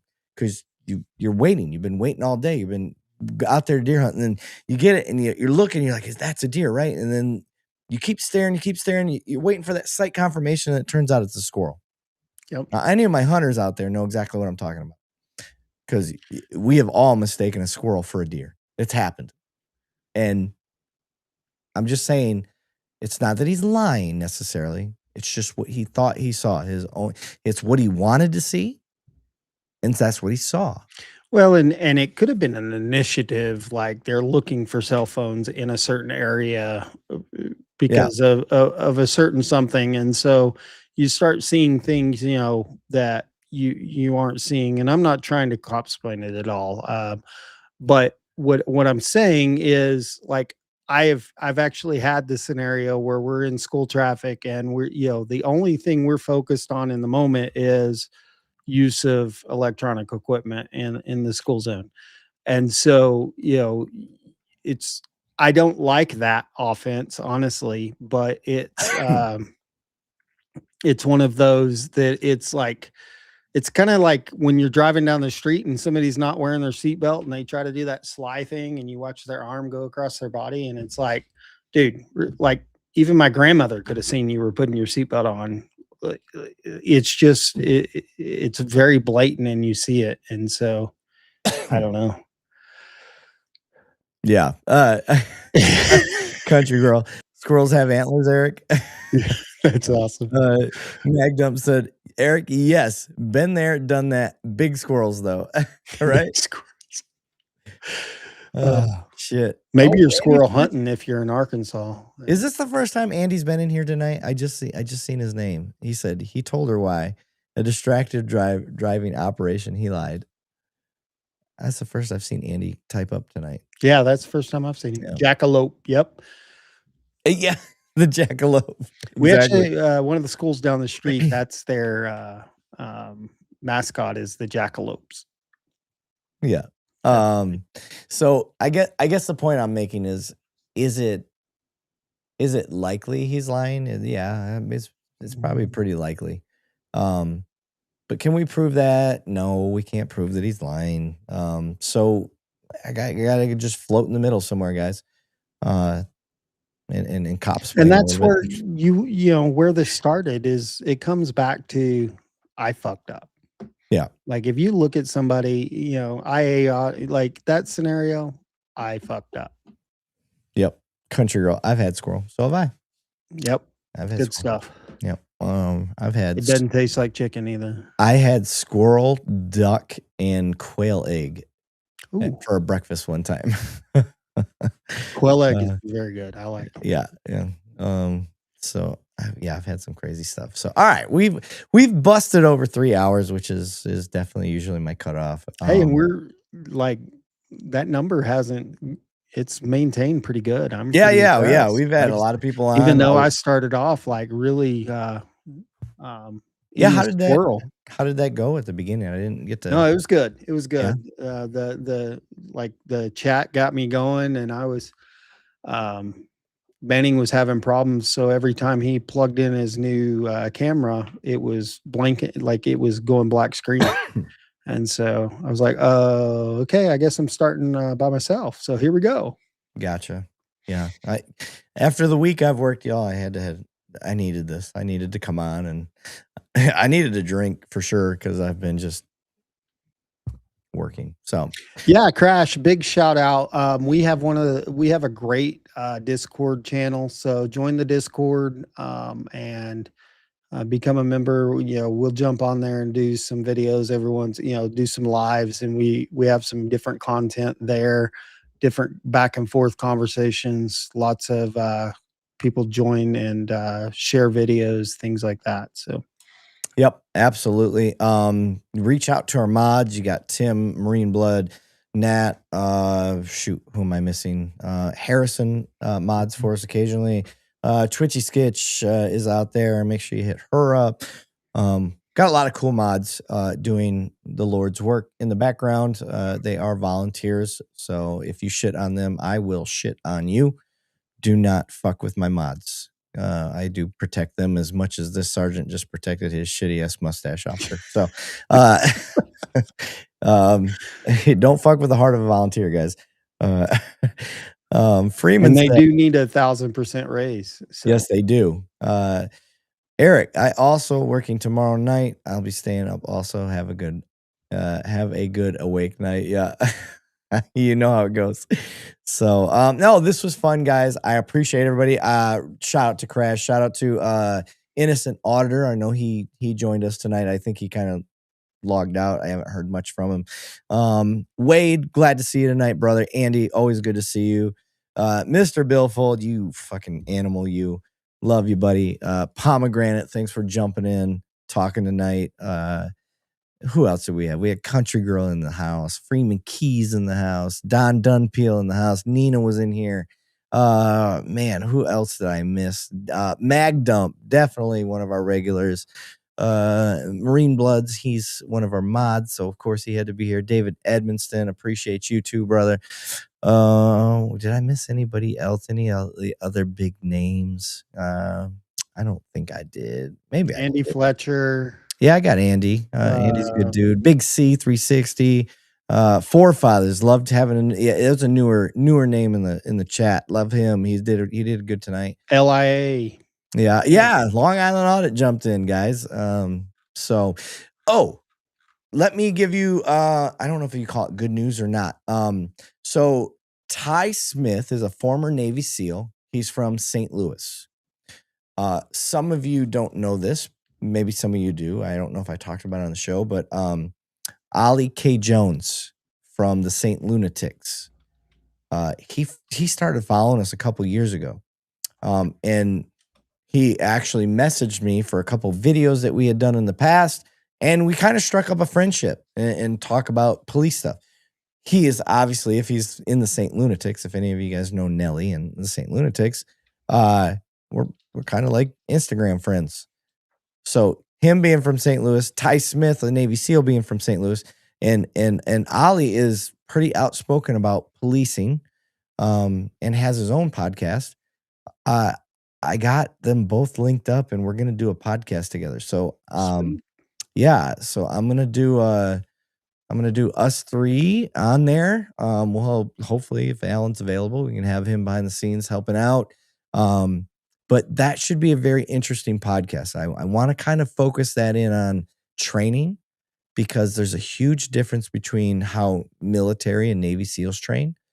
And I want him to chime in about how he sees police training versus how they train and the dynamics behind that, the dichotomy behind that, and then get Ollie's point of view on how he sees policing in St. Louis and how we view it across the world. So it's going to be interesting. I don't know how that's going to go. I'm not going to put a time limit on it.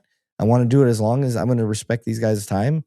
But we're shooting for, we're trying for June 14th. I don't think that's going to work.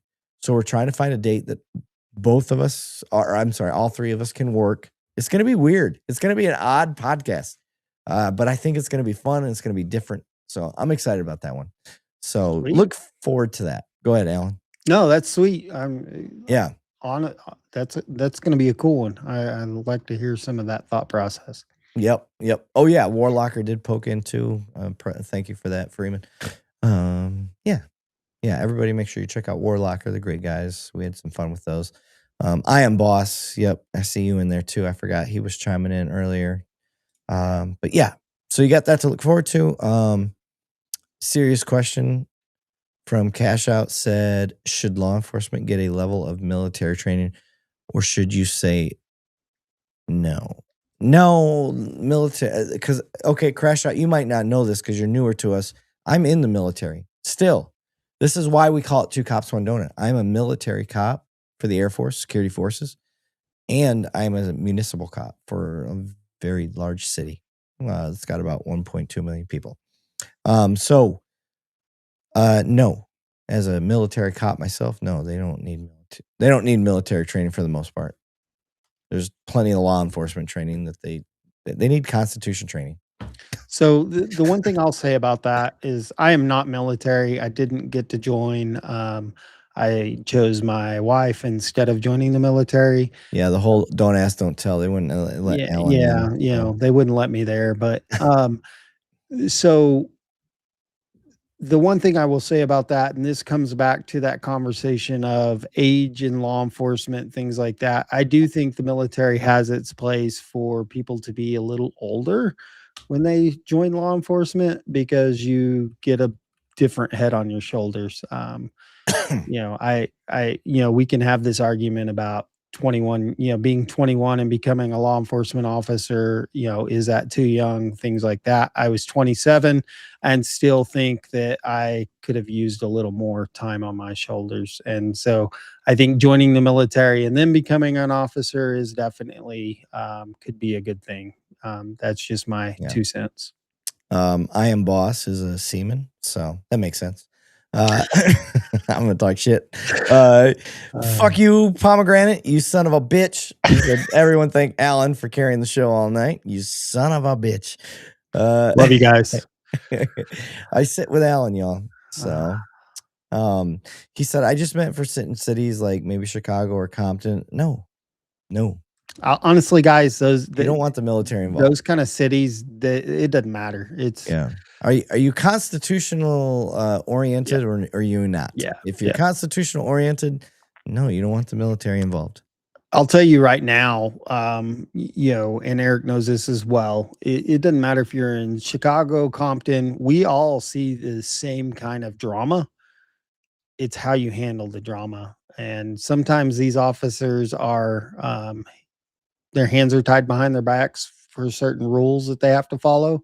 But, that would be cop-splaining. But, look at the states that those cities are in, and you might see some of the problems and why they're dealing with the problems they're dealing with. That's as far as I'll go into politics. Yeah. Sorry, I was looking at some of the chat over here. Yeah. Okay. I got nothing else. Alan, you got anything else? No, I'm good. Thank you, guys. Okay. Everybody, please, look to your left, look to your right. If they're not following, subscribing, and liking our stuff, please try to get somebody to do that. It helps us. But other than that, thank you all for joining us tonight. Look forward to seeing you guys on the next one next Sunday. And this episode, thanks, guys, should be put up on our audio versions with Spotify and Apple Podcasts here in the next couple of days. So look forward to that. Everybody have a good night.